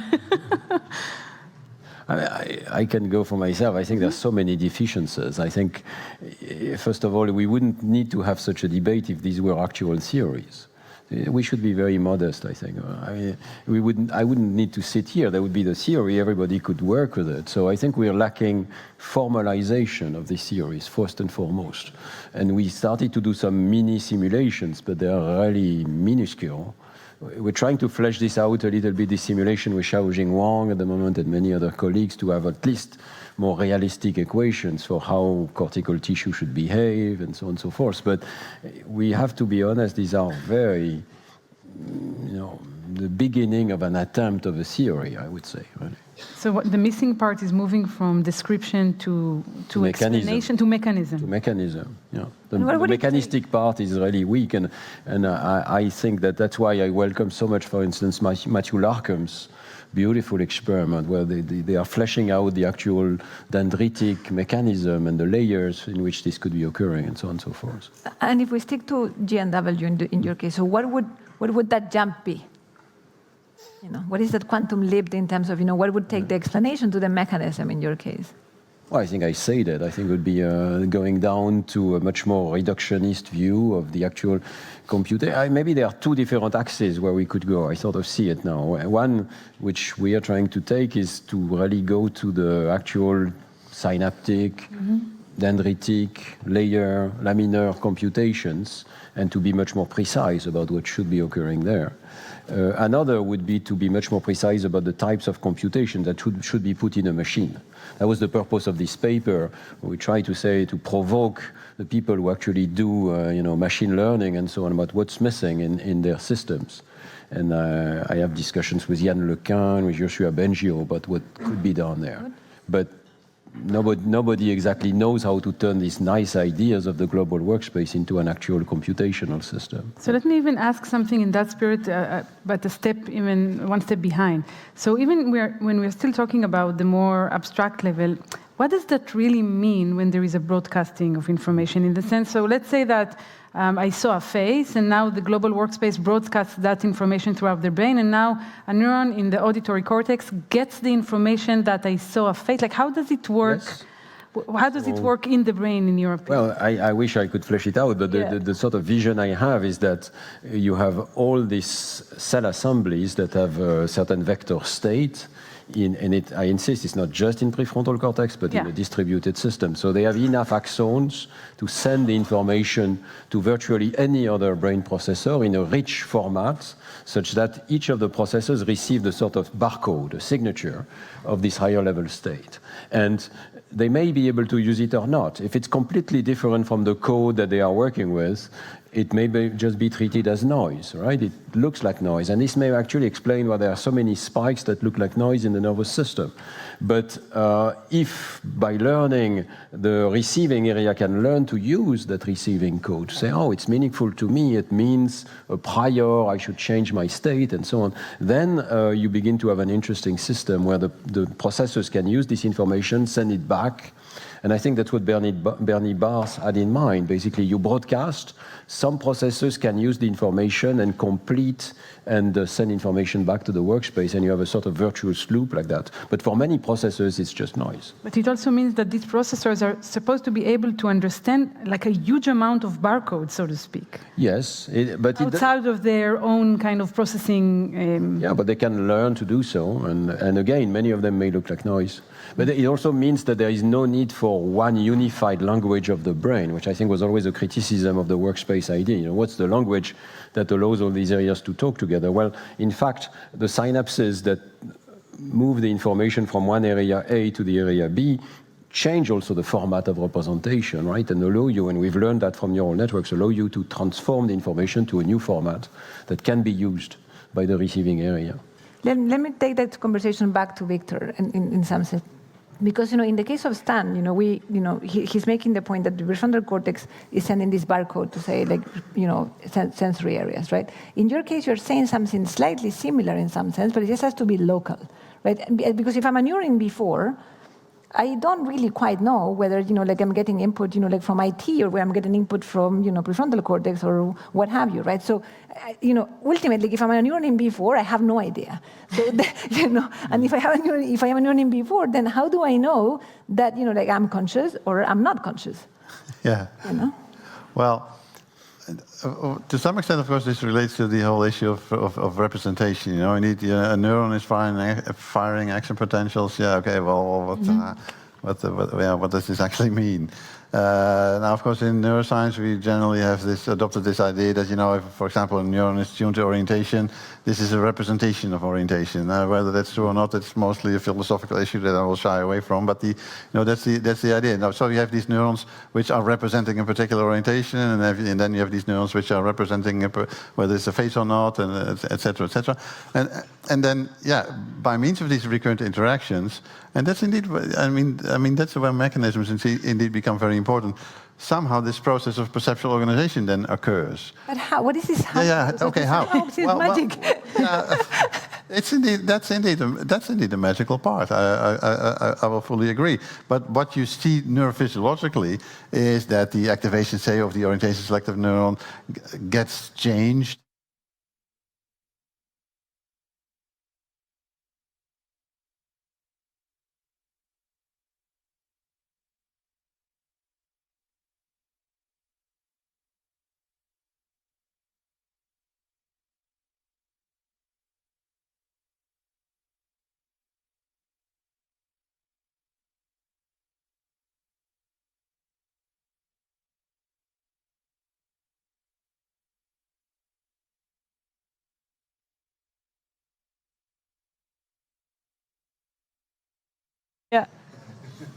I think we're back. Okay. Thank you. All right. Great. So what we see neurophysiologically is that these neurons then change their activity one depending on the other. And what we also see is that you then get new neural correlates, you might say, for example, of figure ground segregation, as we have shown. And in fact, we have, or rather, Peter Rossema has made explicit models of how this works, how these interactions work, and how indeed you can get something like figure ground organization from those interactions. So I'm not saying we are entirely understanding how this works, but there's some extent we do. So and then, you know, and then what recurrent processing theory is claiming is that by means of these recurrent interactions, you get perceptual organization, and the perceptual organization, and that's where the magic happens. The perceptual organization is somehow critical for you to have this conscious experience. But why that is of course entering heart problem issues and stuff, and qualia and what have you, and yeah, that's a real challenge. But the reason why I'm making this point is because, as we also know from GNW, the neurons too, you know, there is longer firing, you know, for instance, in sensory areas, if there is ignition from prefrontal cortex. So it's not, so as much as, you know, like there is a change between, say, like if you are in B1 versus B4, there's also a change if you are B1, B4 and prefrontal cortex, right? So then, and the divide here is exactly, in some sense, so there is something that happens when input is coming from prefrontal cortex, and then, you know, Stan says, like, there is consciousness, and you would say, like, no, you know, this is just an extra layer that doesn't, and Steve would say, this is only when the magic happens, because otherwise it just didn't mean anything. So yeah, I had the same sort of thought when hearing your talk, Victor. The divide is somewhat artificial. When you were showing, for instance, a peak at 250 milliseconds, and you say this is due to local recurrence, it's almost certain not to be true, right? At these latencies, it's almost certain that information had plenty of time to go to prefrontal cortex and back, and perhaps several times even, right? So it's not likely to be confined to just posterior circuits then. Yeah, but of course, the key aspect of these kinds of findings is that if you take away, say, attention and access and you know, stuff like that these recurrent interactions are still there. Like in the experiment I showed of Johannes, he had this intentional blink paradigm, and during this intentional blink, which I would say you agree gets rid of global workspace activation, maybe not, but I think. Well, it occupies it. It occupies the workspace. Okay. Well, but during this attentional blink, you can still decode this perceptual grouping stuff, the kinesa versus non-kinesa. But the subject denies they see it. So why is it not unconscious? Yeah, well, there is unconscious. This is where I wanted That's something we've discussed. Oh, I know. But No, because I think I really see this as a huge problem. You know, maybe you take another example. I did a lot of mathematics when I was younger, and so you do mathematics for 6 hours, and really you lose awareness of the outside world. I would claim that you lose awareness of your hunger, you lose awareness of things around you. This is really what it feels like. Old passions. And it's just an example. I mean, you have the same experience when you go inside a book, and it's a really bestseller, you know, and you're totally involved into it. You claim that we're still conscious of everything around us. That's weird to me. Yeah, but then I think that you would agree, right? Yeah. So now, I will want to push this guy. Yeah. So why do you agree? why do I agree? Yes. I mean, I think what in your explanation makes it then conscious, and why? So I will push the question, you know, to you now. So what was the magic that happened that made it conscious? So I mean, I don't think there's magic. I think we're trying to explain a functional property here, which is our capacity to have awareness of a mental state. And so for me, being aware of that mental state is constitutive, and that's why I find higher order theory attractive as a framework within which to work. And I think if you then say we can lose that part of it and still in some weird way be conscious, I don't really feel the pull of that. I think it then becomes very hard to adjudicate. And But I have to say that we're now getting to, we're now making somewhat of a caricature of what I'm proposing here. I mean, of course, if you're so totally involved in something that, you even shut down visual cortex more or less, then I can imagine that by doing arithmetic. Maybe you do. I don't know. I don't know how much attention that requires. But but of course, what I'm talking about is, you know, the change blindness, inattentional blindness experiments where people do some sort of foveal task, and then in the meantime there's stuff presented Driving, around. maybe. Yeah, and that's I think that's a bit different, I would say. But okay. Well, I agree that in the case of driving, for instance, that there's a distinction under higher order theory, because I think one thing I felt like the caricature of cognitive penetrability in respect to higher order theory, I didn't agree with that, in the sense that somehow these higher order thoughts are heavy duty, conceptual, in working memory, and so on. I think that may have been the case for early versions where it's really a thought, but for all the other variants of higher order theory I was talking about, these are quite lean states in, say, a hierarchical model. And so I think in the case of driving, you could be thinking about something else in your kind of working memory and be dimly conscious of. It's basically, so if you're talking about this lean representation, it's basically a representation of present versus absence, right? So in the, this is where... In your one. In our one, like the initial... so I totally agree with Stan. I feel like this is all work in progress. What's exciting here is we can write down computational models. They're very toy models.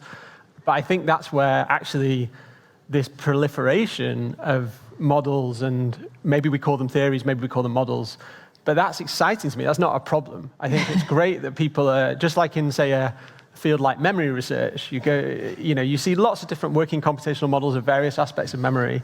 That's exciting. That's the sign of a mature field. So I think that's good.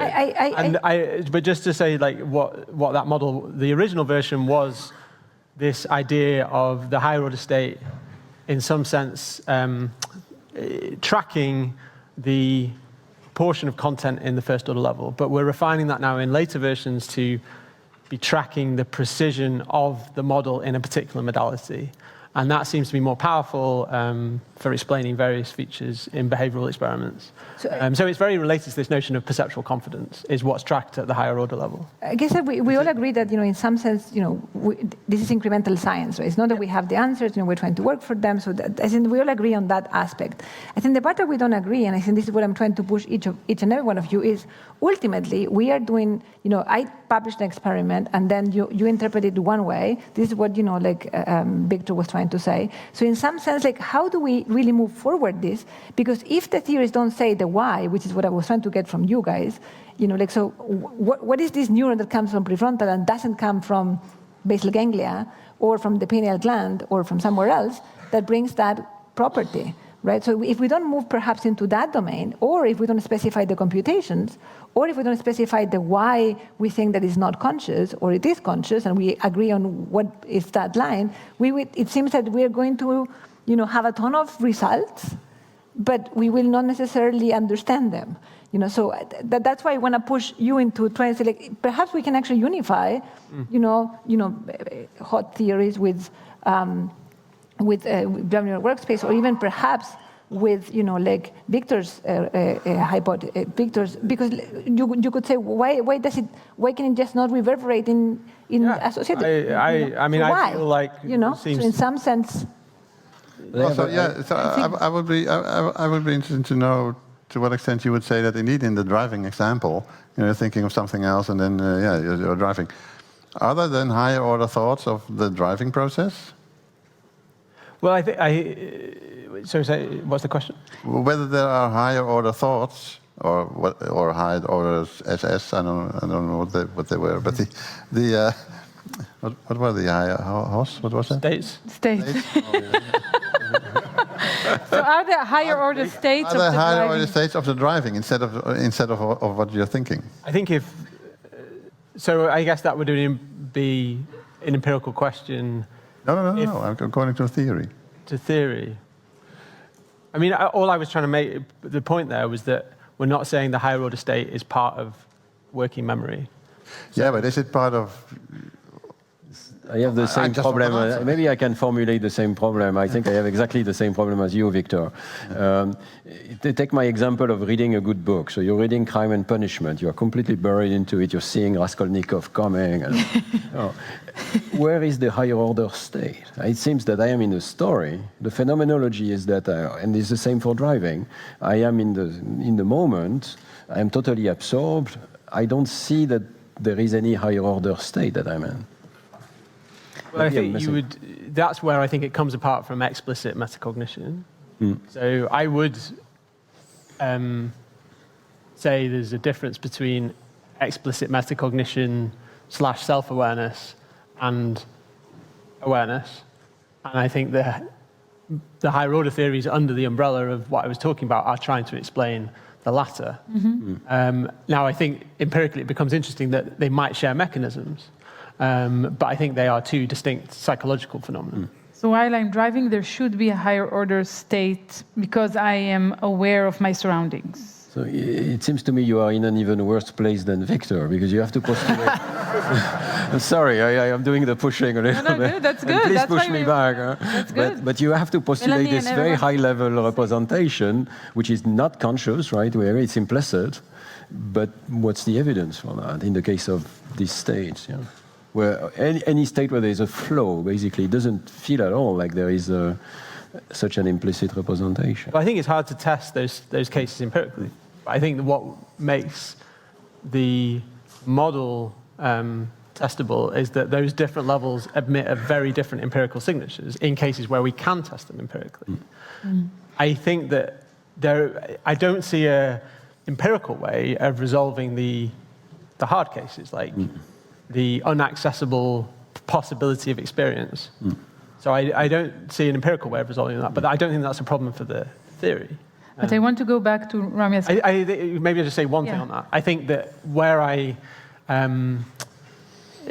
think we're in a better place than this. If the subject is saying they are not aware of it, and they don't have the higher order state, it's tracking the first order model. Okay, so but that means that in the driving example, they will say, well, I was not aware of the driving.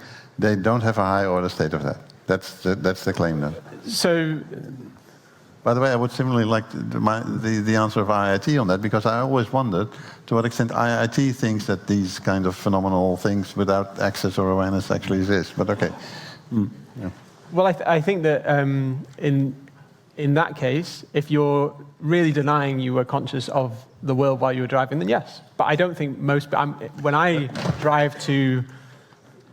drive my son to nursery and think about other things, I say I was aware of the outside world. Melanie? Let me bring it to Melanie, yes. So, in the case of the gorilla, what we would say is if you have that seeing clearly visible and you have all this going on and you experience you don't see the gorilla, you might, though, see the lower level features, the, black moving, you might see some aspects, lower level feature without having the category or concept gorilla in your mind. You may even have activity percolating in the cortical hierarchy until the gorilla area and not be aware of it.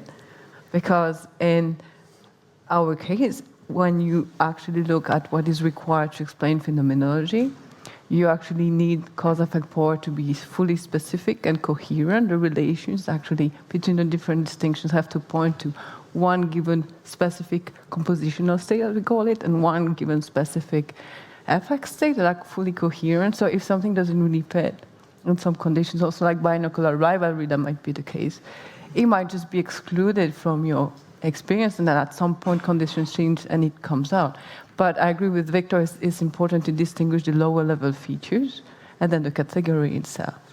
Now, one thing I wanted to mention about the content, why different types of experiences feel different. So the approach of IIT is actually to say information, the meaning is in the structure. Information is a form in the mind with distinctions and relations, And actually, if you look at the explanation for consciousness, the units that would participate in there, the prediction is actually they are the ones that form a system with maximum phi at the proper spatial temporal grain, okay, with likely at this point we bet on neurons or mini colons, yeah? So they would be in or out as part of the system. But actually what they specify the meaning, the relations, how the different constraints pieced together do the job. That's the example we have for space, yeah? So depending, a spot in itself wouldn't mean anything. There's no here without there. The structure is needed to give a meaning, which can be a spatial meaning for an extended structure, or a temporal meaning for a directed graph and things like this. But the meaning is actually in the structure. So there are two different things. One is the unit and the distinction specifies in or out. But the meaning, so is it part of consciousness or not, that depends on being part of the substrate of maximum phi. But then what it contributes depends on the structure of these different cause vector constraints that specified together, which has to be coherent. Otherwise, it doesn't explain the full specificity of consciousness. Let me bring you, because you're trying, I believe that you're trying to make one similar point in some sense. That in the case of the gorilla, if I ask, like, do you see a gorilla? Of course you don't see a gorilla because it doesn't have the category and, you know, like the higher level representation. But you would both agree that we see black and white in the place where that gorilla was? Well, you have lower level features. But I'm trying to understand, because there is two senses in which you can see either see. Well, that's exactly why I'm. But then it wouldn't be the gorilla category. Yeah. That, because the objects in that case are fully salient for us, it's unlikely. Now, you know. So if you look at, say, the perceptual awareness scale results, sometimes you can have partial awareness of a stimulus in the fact that you know something is presented, but you don't know what. These are kind of likely the lower level features aspects. So you might have some awareness of a stimulus without having the category necessarily being present in your mind. But that's a different question. Yes, gorilla is this kind of whole for us, like shape of the category and what it binds as specific features. That would be something, a different thing than the lower level feature. Yeah, I understand. But in that case, you would say, you know, you were aware of black and white in that particular space. But that was not the question you asked. Of course, yeah. But now she's asking it. But you know, do you agree with that? Is that what the subject sees, or the subject sees nothing? Like, what I'm trying to understand is, like, you know. You're asking me? Yes. Of course, well, as I said, the subject sees black and white, sees shapes, sees faces, sees. Okay, so we're just missing the question only. Yeah. That's the. Yeah. So I want to take you back, Melanie, to the question that we started with. We already got answers from Victor and from Stan. We're still waiting from Steve and from Melanie. So what is the strongest criticism you think IIT is facing and should address? So one important one to address is actually that phi is not computable for large systems like the brain. And there are two different aspects to address for this question. The first one is phi is computable in a very precise manner for smaller systems. And it is computable using approximations for bigger systems. We have done it in the past using the TMS-EEG work and PCI that tries to capture crudely an approximation of phi. And we are doing it with the 4.0 framework, more precise, more explicit in the properties of consciousness in one unique measure. We're doing that with functional MRI data currently at the voxel level, and I hope actually we can work as a community. This is also the effort we have to have a wiki and tutorials to actually test this together. The second aspect, though, is that other aspects of IIT are also testable. And this is, for example, these predictions about different parts of the cortex supporting different types of contents. So one, like grid-like networks involving sensory areas being involved not only in this kind of modality-specific qualities, but the spatial aspects. This is something that I'm actually very happy we're testing this now in the Templeton collaboration, contrasting predictive coding and IIT. I think it's a really cool way also to challenge the theory, and more of that, again, has to be done. But let me press a bit more on that. Yes. So the TMS-EEG, beautiful studies. Wouldn't you say, and maybe I'm wrong, that it's also incompatible with GNW, for example? So at the end of the day, it's not proof for IIT because it basically shows you that you need complexity, you need integration. So one thing to say about this is it started from the theory prediction. And it could have been otherwise, like it has been for other markers of consciousness. We actually really put the theories at the test. Okay, it's a crude approximation, but I think we're all there too as well. But TMSCG, it could have gone really wrong, and it worked really well. So that's, again, it's two of the properties of consciousness, information, differentiation, but this was a test of the theory. And now, this is also why we're pushing more the framework to be more specific, that's that we all have to do, and getting to more predictions, including on the contents of consciousness, the border, all these are things we hope to address, and we are working on it. But it was a test of IIT, designed as a test of the theory, as a challenge of it, and right now, it still holds up. More to be done about this. Also, we're working on designing with Brian Edlow a training program for TMSCG, involving you guys more at the community, do more of this. But this was a test of IIT, and it still is, What about one of the, so we all agree that we want theories to explain phenomenology, and one of the things that IIT is different from the other theories, it starts from phenomenology, right? But then at the same time, we heard from Victor that is pseudoscience in some sense, because we can actually have full psychology of those terms. So how do you make that? How do you address that criticism? Because in a sense, if we don't agree on that, I think Victor and us, we have commonalities that we want to explore features of explain features of phenomenology, such as the binding, the unified aspects. Where we differ is that we say there are 5 properties. Like unitary is one of them, but the structure, like these distinctions, relation, what I mean, that kind of information as a form, is something that we think is necessary to explain phenomenology.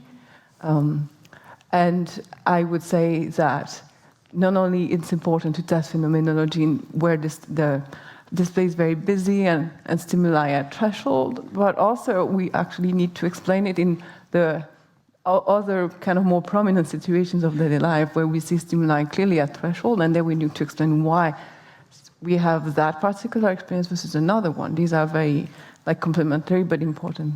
I guess what I want to push you, Melanie, is why 5 properties and not 6 or 3? We debated for years. We have 1 plus 5. I agree. You could debate as much as you want, but the essential how do you?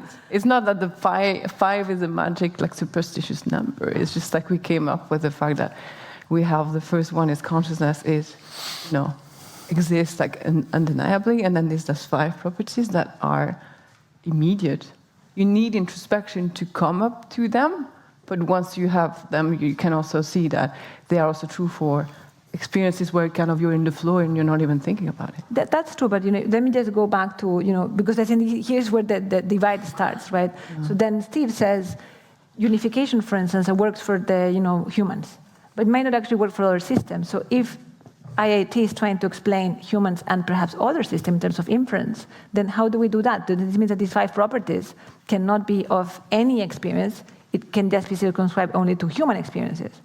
So the way to test the theory is actually also to kind of have a critical, in a way, reflection about the data you have. And that's where I was saying that the best data we have in for subjective experience, the quality of it, of course, we all agree the fullest reports we have, the richest are in humans. But then also we have invaluable data in terms of mechanisms with the work, kind of at the dendritic level, the optogenetic in other animals. And this is a part of the scientific process, I would say, to actually critically examine the kind of evidence you have. Same like neuroimaging versus lesion studies, I often talk about that, right? It's actually a very interesting and fruitful process to see actually how much you can infer in a computer. I wouldn't trust so much a computer telling me, I am conscious now of that, compared to a human. This is the kind of thing you have to have as a general process, is a reflection about the level of evidence you would have in a way, the trust you can give in the data you get. But just to follow up on Lucia's question, so could there be a fallacy of the direction of inference in this case? So you start with I think it's a beautiful move. Says I start with phenomenology, and then I ask what are the necessary conditions for these axioms to take place.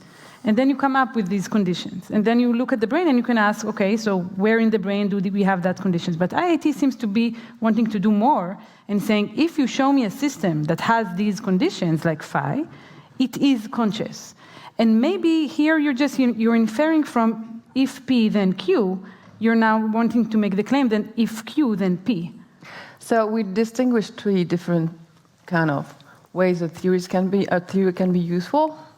One way is explaining known facts about consciousness in the brain, okay? And these are like, you don't need necessarily to perform experiments. These are things you need to account, yeah? Like the feedback or like things on which we would all agree, yeah? So you need to have an explanation for that. The second one is actually come up with counterintuitive predictions that can be tested, like prospectively in experiments. But then also realize that we cannot test a theory on everything. There are some situations where, again, like in machines, how can I test if my theory is right or wrong in machines? I can't. I mean, it's just too far away from me for me to have enough confidence in the data I get about their, reports, or even if they were experiencing things or not. So that's also like, we talked about babies, like, okay, is it 3 cells, 5 cells? Like, when does it come up? This is a level of inference because the systems are so alien, or octopi, or all these, yeah?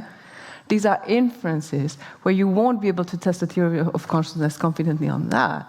But then if you have a theory that at some point comes up, explain known facts about consciousness in the brain, and then comes up with some predictions like we did with TMS-EEG and many others to be done, to challenge it, and it survives. You can never, in principle, prove a theory 100% true. It's going to be a good explanation or a bad one. You won't have the best explanation, but at least it's useful because then, and I'm taking this very seriously also for coma patients, as you know. This is why I move more to theory, because I really care about having my best bed possible to infer if I have a person behind the stair in front of me in that bed and make decisions for the care in the most ethical way. These are inferences, yeah? And these are different things a theory can be useful for, but it's very important to distinguish between them. That's what I would say. So, but I think you're making a very, very good point, and one of the things that we want to do with the adversarial collaborations, in fact, to then try to, put the theories in, to compete in some sense, just to see like what they can explain, right? Because in some sense, now if you take, for instance, how much you can take the GNW, it also explains a lot of the evidence that we have for comatose patients. So you could have started at a different starting point and end up in the same place. So it's not, so I think we need to make that distinction, for the community, because ultimately, we can explain a lot of stuff, but our starting points are different. And there it's again important to have a critical evaluation of the evidence you have.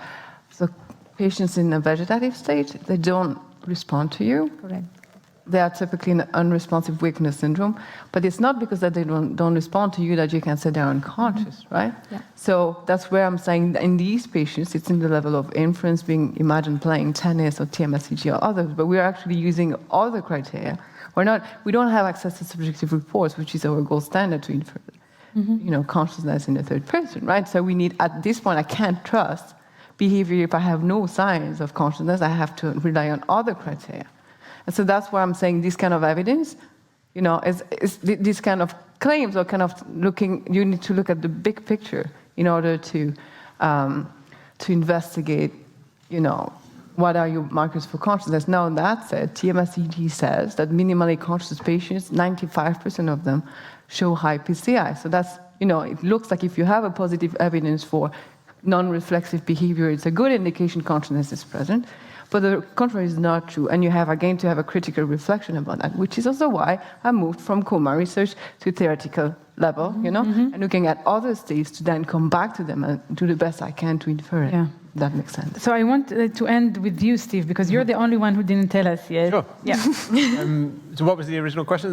What is the strongest criticism? Okay, and what we're doing.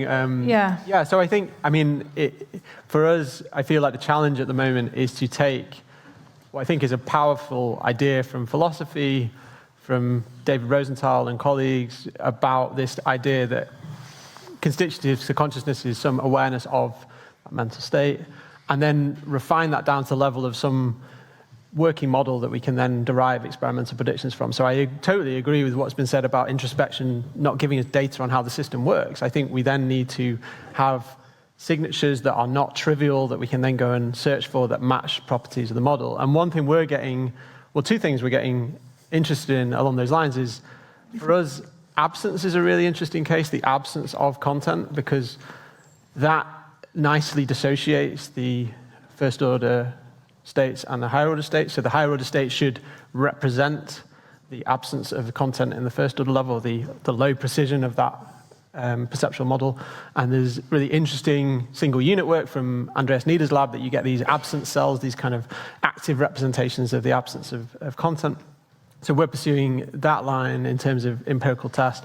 And then another thing that I think is critique often leveled at kind of some of the current working models is, and that was I had at the start of the talk, was that currently we've been very focused on this presence versus absence of experience aspect and less on the qualities of experience. But again, a really neat other part of David Rosenthal's original ideas was this notion of a quality space and how if you combine that with higher-order states, you get quite a powerful explanation of the capacity to communicate what an experience is like, and that's what I alluded to at the very end of the talk. And I think that opens up a lot of interesting empirical avenues if you can start defining that computationally and then going to, in a sense, search for the mechanisms that might allow relational comparisons of sensory properties. That let me push you there, because so imagine I am just starting studying consciousness, and I need to choose my PhD or what problem I'm going to be working on, right? And I hear that Melanie with IIT and like Stan with GNW can even predict the state of consciousness. They have 20 years of research. They can really do a lot of explaining. Like, why would I ever? Like, what's wrong? Like, what's wrong with that? So why would I ever? I mean, I'm sorry, but Well, I think in the case of what Melanie was describing, I think we're aiming at very different things there. They are actually trying to aim. They're literally aiming. They think this is the project of IIT, which might be wrong in terms of the phenomenology starting point, but they are aiming at, like explaining the qualia, right? So why, in essence, But the last point you were describing about the level of consciousness in PCI, I think that's a different research program to what we. No, but what I mean is that like in IIT, for instance, in particular, you get the presence versus absence, and also the why. Why does when experience feels one way versus another way, and this has been the program from IIT since the beginning, right? So in a sense, like I'm trying to look. I'm really thinking of what's wrong that then I need some extra to then explain experience when they have a theory that already seems to explain those qualities. I mean, why would I need something extra?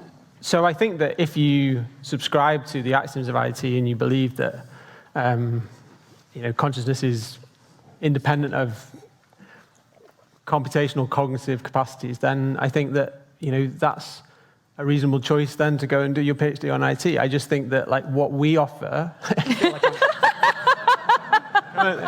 is a chance to integrate with really exciting developments in other areas of cognitive neuroscience. So we've been thinking about how kind of the grid cell basis set in prefrontal and hippocampus might subserve like the ability to navigate this quality space. Like I feel like we've got a cognitive computational explanation, not an explanation yet, but a way of building a model that nicely integrates with work on decision making, work on memory, and a lot of that is in that Nature Review Psychology paper. So I think that is, we are trying to naturalize consciousness within cognitive neuroscience. But let me because again, like in the interest of trying to also see like which things can also be combined, right? Yeah. Because you could say perhaps IIT is trying to explain why qualia is of a particular way, and then perhaps HOT is trying to explain like why I can then use that information for X, right? But that would be a different explaining. It's not only phenomenology, but it's phenomenology plus something else. Well, that's what I put up on the last slide, is that I do see a lot of common ground between the notion of a quality space and the kind of maps in visual and extrastriate visual cortex and structural features of those maps that Melanie was talking about. I see a lot of commonalities there. So I'm now looking at the clock and I see that we have about half an hour, and I do want to ask one of the goals when we discuss this between us. Everything's good there? No. What's not good? Victor did this, and I said, why did you do that? And he said, I don't understand you anymore. Oh, okay, so that's important. So what is not clear then? No, well, you asked. No, go ahead, yeah. Can I? Yeah. Now, you asked why one would need an additional extra added to it to have a conscious representation. And then you said, well, the visual and exercise stuff is enough. It's not sufficient. No, it's not without the higher order state, it's not sufficient, but it could provide that component of grounding the first order state space that enables these relational judgments that we think are really interesting from the point of view of explaining the functional capacity to say what one experience is like compared to another experience. And Hak Quan Lau has this nice example of the mantis shrimp where you have a sensory code that is not smooth and sparse. You have all these individual channels. It can do color discrimination, but it can't say that one color is similar to another color because there's not this smooth and sparse code. So I think that's a really interesting case.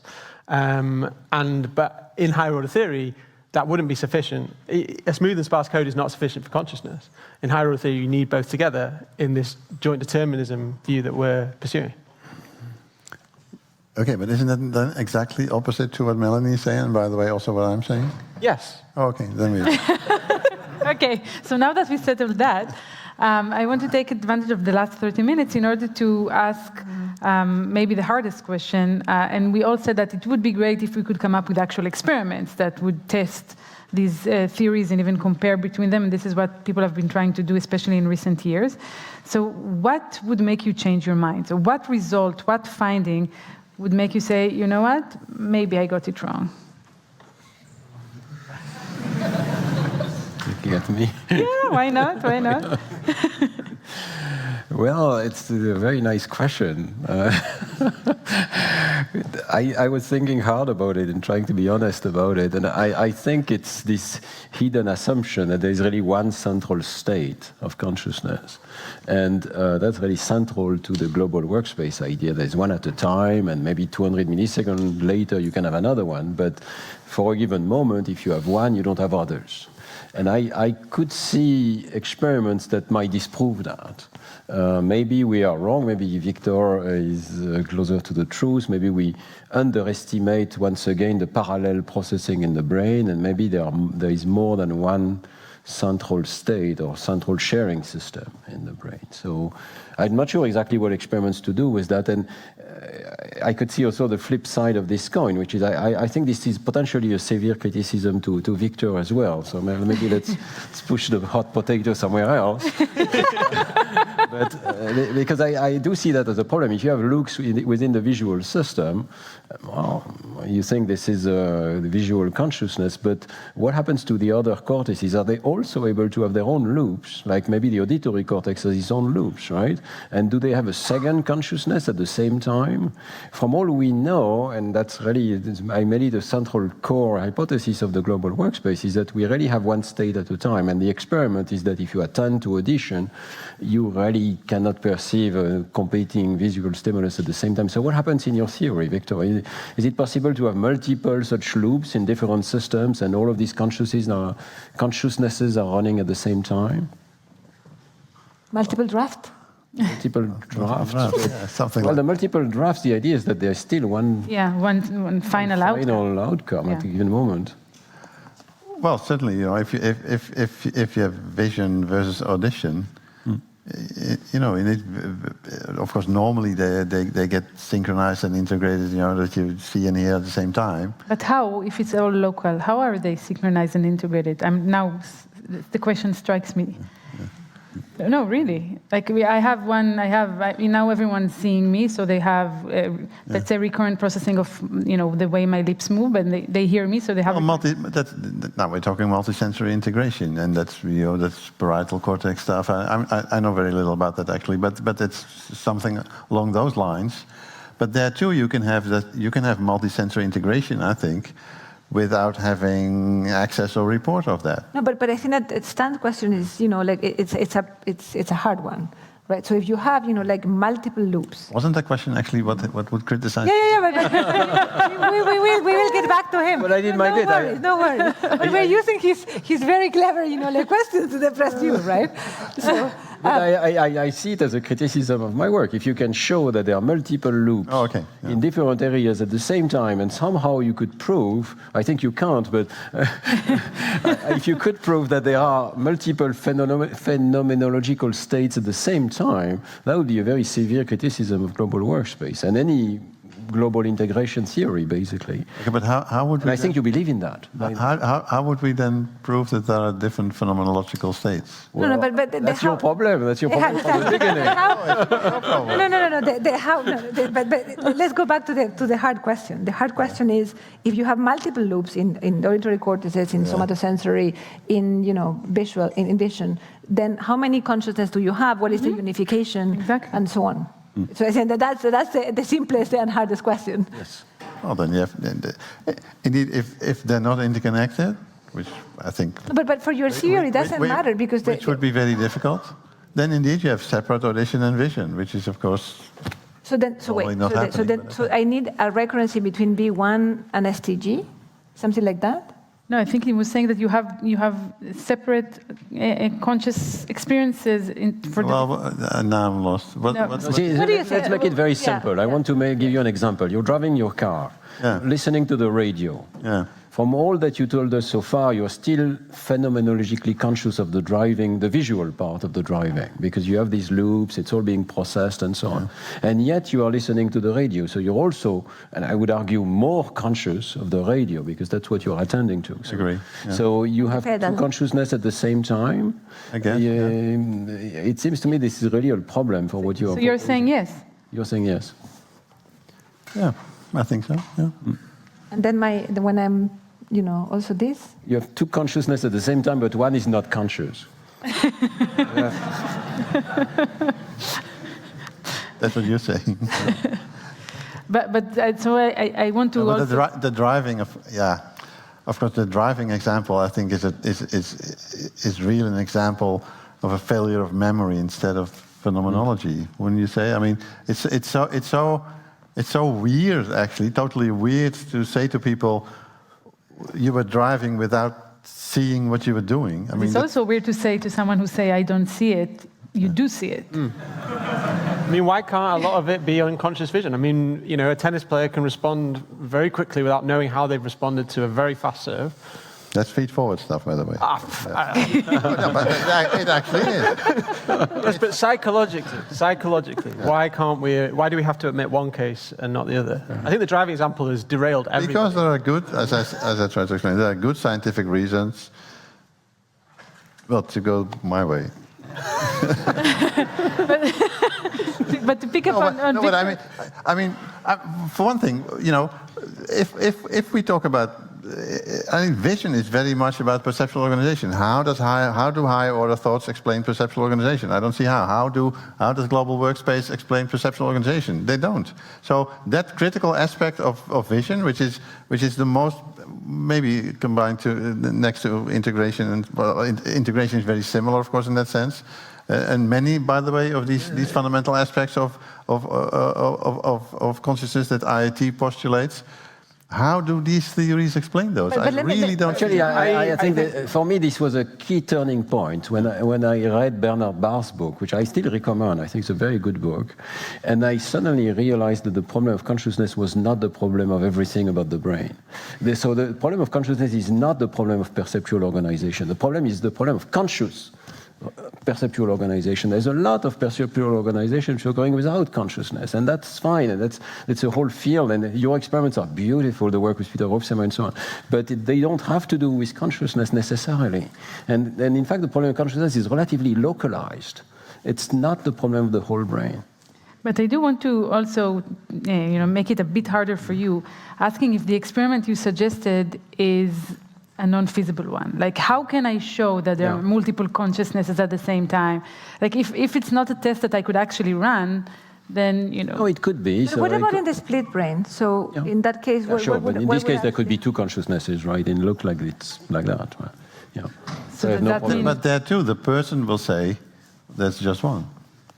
No, the right hemisphere may report by pointing that there is another but report. then you get to the issue, what do you consider evidence of having a conscious experience? Is it, in that case, it's the pointing, But in blindsight, we don't consider pointing evidence of conscious experience, for example. It is extremely different, honestly, than a split brain. But the blind sight shouldn't be overrated. One of the main points I'm always trying to make is that much of this whole debate is very much about what we consider evidence of having a conscious experience. And as long as we don't agree on that, and I just think we don't, then we will keep having these debates, I'm afraid. Yeah, so just to have enough time. So what's your criterion for having a conscious experience? That's whether, and in your case, it's things like access and reportability, and also tied to attention, working memory. In your case, it's higher order thoughts.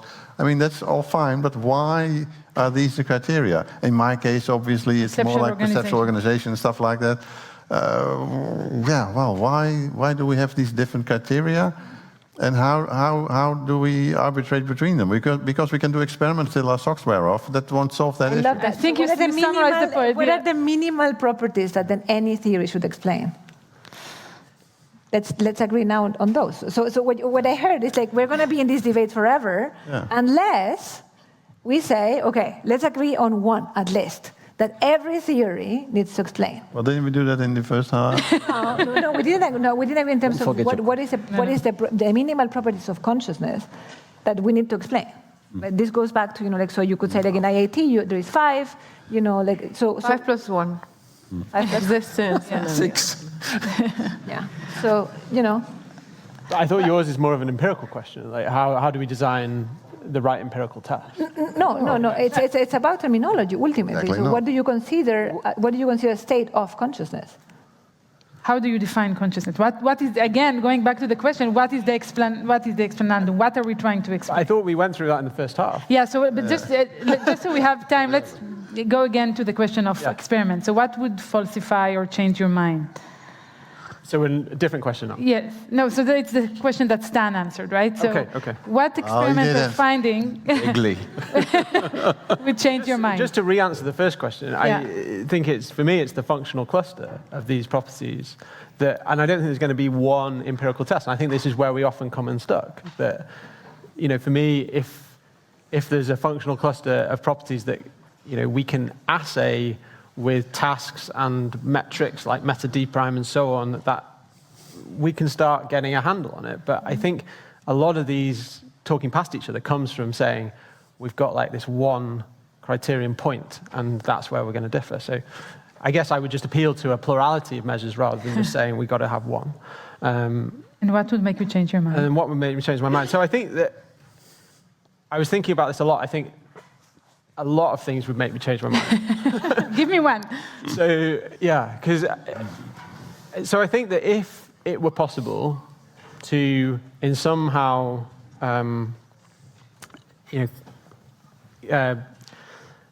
inactivate or remove the higher order level, and I don't think we're yet there yet, but hopefully we can, as we refine the model and the tasks, we might be able to get there.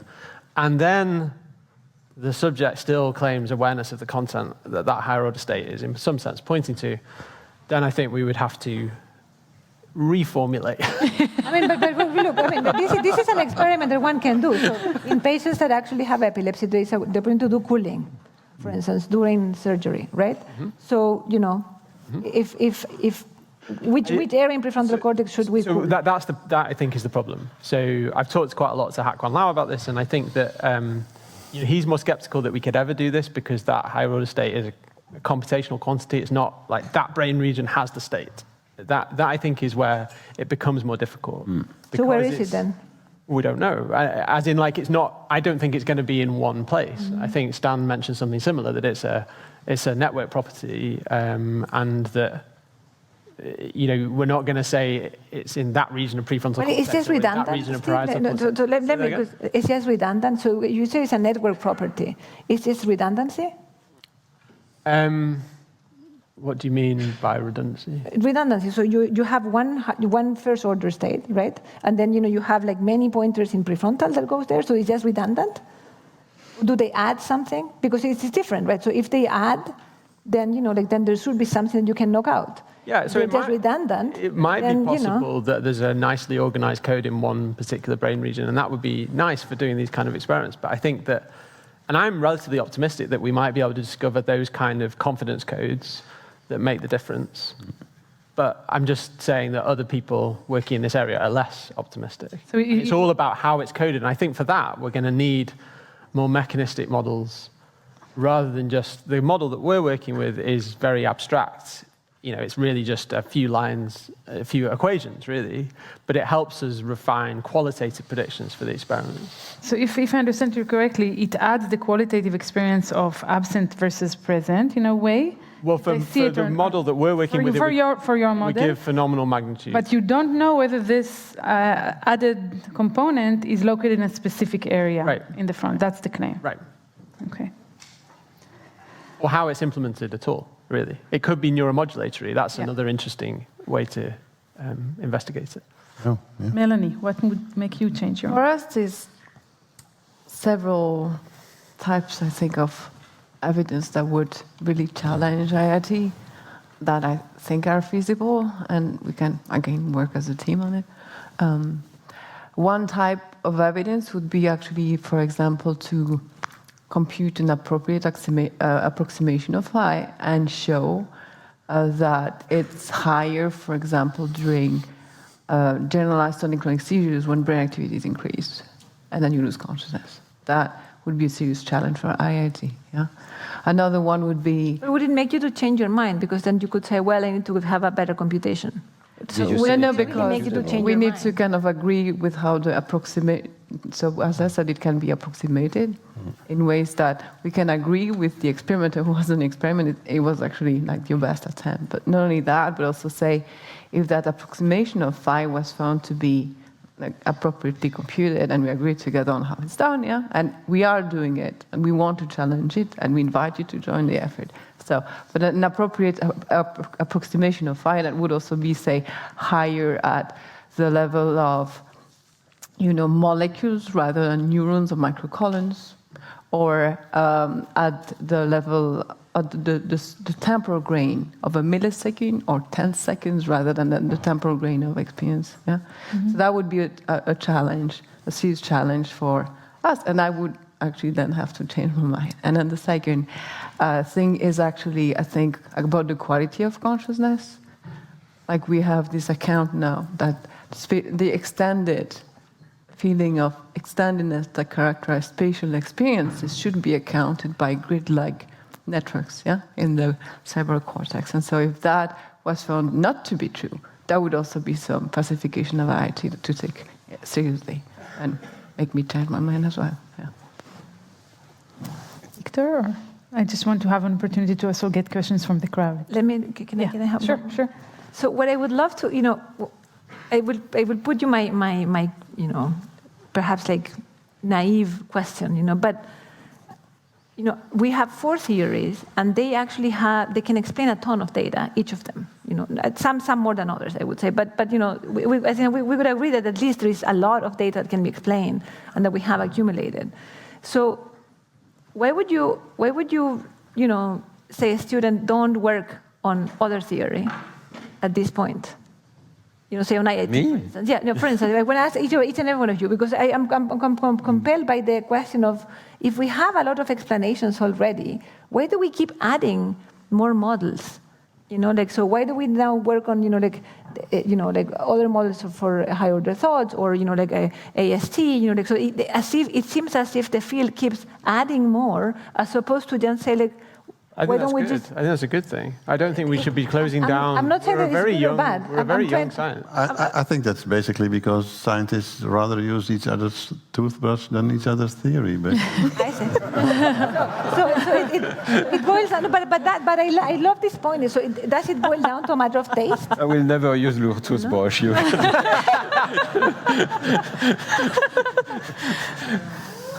No, but seriously, beyond the fact that it's true, we tend to just work on what we believe. But if we then take us outside the picture and we say okay, so if I just look at the data, why can I just not work on this? What is wrong with this account that I will not invest, for instance?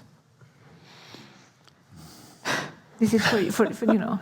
Well, there's a different thing in saying why should you not work on other theories and why you disagree with them. I feel, and we see this, the Templeton experiments, for example, contrasting point of views are immensely useful. Accounts for access of phenomenology.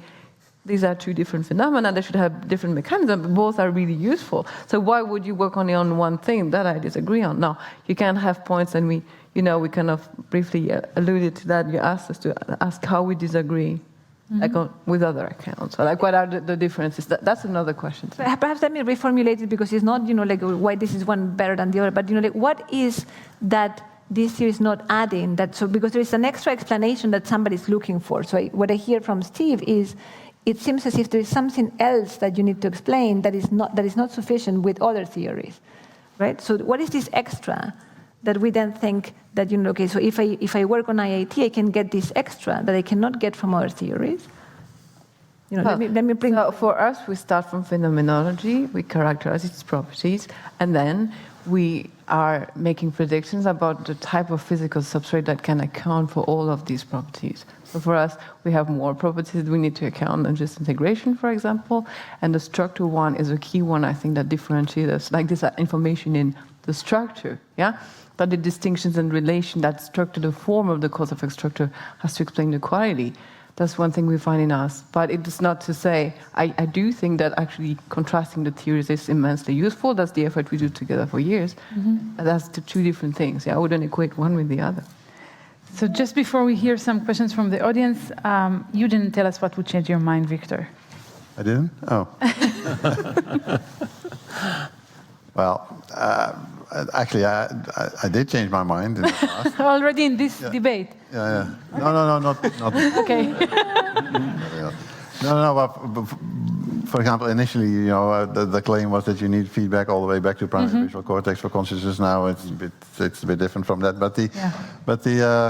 Well, what would change my mind? Yeah, well, obviously, if someone could show that you have recurrent interactions and a person is sitting in the screen and there's nothing like working memory or attention or anything else preventing then the person to become conscious, well, of course that would be problematic. I can, by the way, also imagine me going even more first order in the sense that it could even be that you have conscious experiences without recurrent interactions, so that just any neural activation already gives you some sort of conscious experience. I can see myself going in that direction, and then even feed forward, become even more panpsychist than I already am. Those things I can see happening, for example. Yeah. Okay. Maybe if there was a drug, I don't know, I'm trying to see what this feed-forward experiment could look like. It seems very difficult to cut all top-down connections, right? Yeah. But how would you do it with a drug or pharmacological agent or optogenetic? Well, of course, we did these experiments where we do these experiments, or not me, but well, anyhow, the people do these experiments where they try to sort of selectively block these feedback connections, for example, with NMDA receptor blockers and stuff like that. But of course, it's really impossible. I think you will kill a person if you really block all feedback connections. But yeah, of course, there are nice pharmacological interventions that you can think of. And by the way, anesthesia, for example, apparently, given the results I showed in one of these slides, apparently is a very effective way to indeed quite selectively block these recurrent interactions. But of course, the problem with anesthesia is that indeed, well, people don't seem to have phenomenal experience there, although we don't know. I see that we already have a question. Do we have the microphone? Oh, here it is. Thank you so much. So my name is Anna Chaunica, and here is my question to you. So all the theories that you defended here have been with us for quite a while now, and yet, as Stan says, the mechanism behind us still a mystery. Perhaps one way to go is to question the theories themselves, especially their sort of like adult-centric and vision-based, vision-biased perspective. And all these theories have in common a sort of like disembodied view. So where is the body in the picture? And where is the action, given that we cannot really survive without moving our bodies? Thank you. So where is the body, where is the action?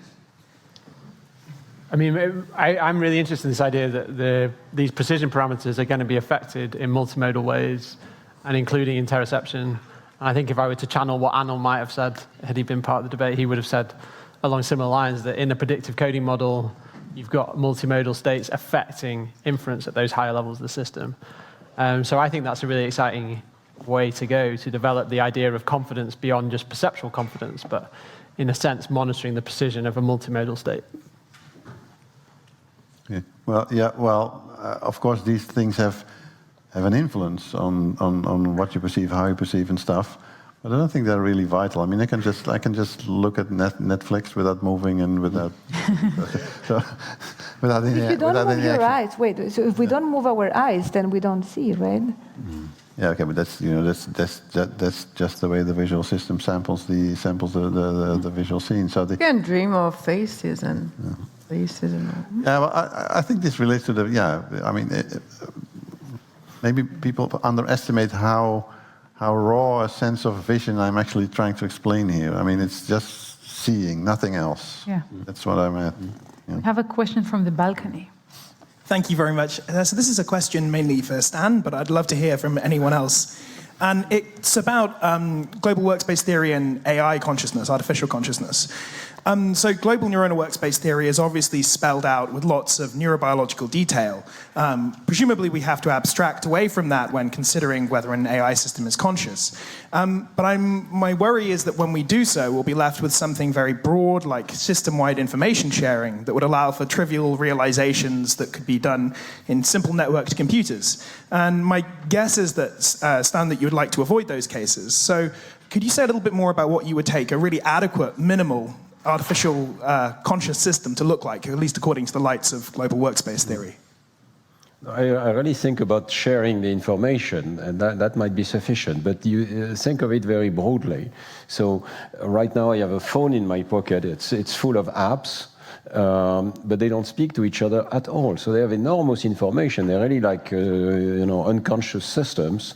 Imagine a phone that would allow you to say, oh, you're looking for an address. I have the information in this app, and I know that I can find it. Maybe it would be wrong, by the way. It would have wrong metacognitive states, but it may have high confidence that it is able, I don't know, to translate from Chinese to English or something like that. So a system that would have a repertoire of its own apps, and the ability to call and to send the information flexibly to the proper app as a function of what's needed to fulfill a certain goal at a certain time, I think that would be a conscious phone. So in the paper in Science, we consider exactly the contrary. We consider the light, the fuel light in a car. And the fuel light turns on, and the driver is aware of the light, but the car is not aware of the light. And that's the starting point of that paper. So try to think about it. Well, the car could be aware of the light exactly if that light was being used for what it's for, which is a signal that there is low fuel. So if the car was then able to say, oh, I know where the gas stations are on the map, and I should really not keep driving, I should pay attention to the current consumption of the car, and so on, that would be a conscious car. That sounds like a Tesla. Well, that's the other thing. Well, I don't want to advertise for Tesla. I have no idea, but I share with Dan Dennett the idea that there is no finish line. There is not like consciousness is not an essence that's going to magically appear at a certain point and say, oh, wow, it's conscious. It's not like that at all. It's a functional property that has all sorts of gradations and all sorts of adaptations.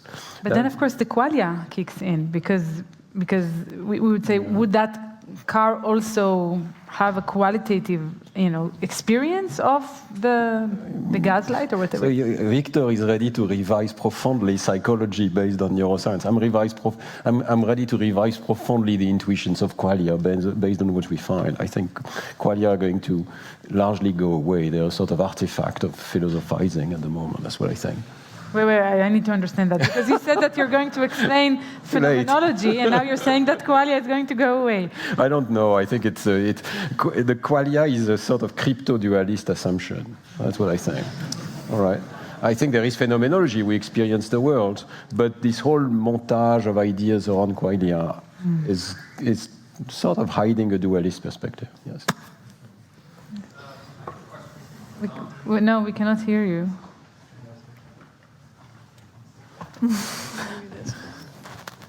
Oh my God. This microphone. Say the other one. Is this one on? Yes. Okay. This is primarily probably for Victor and Melanie, but of course for everyone.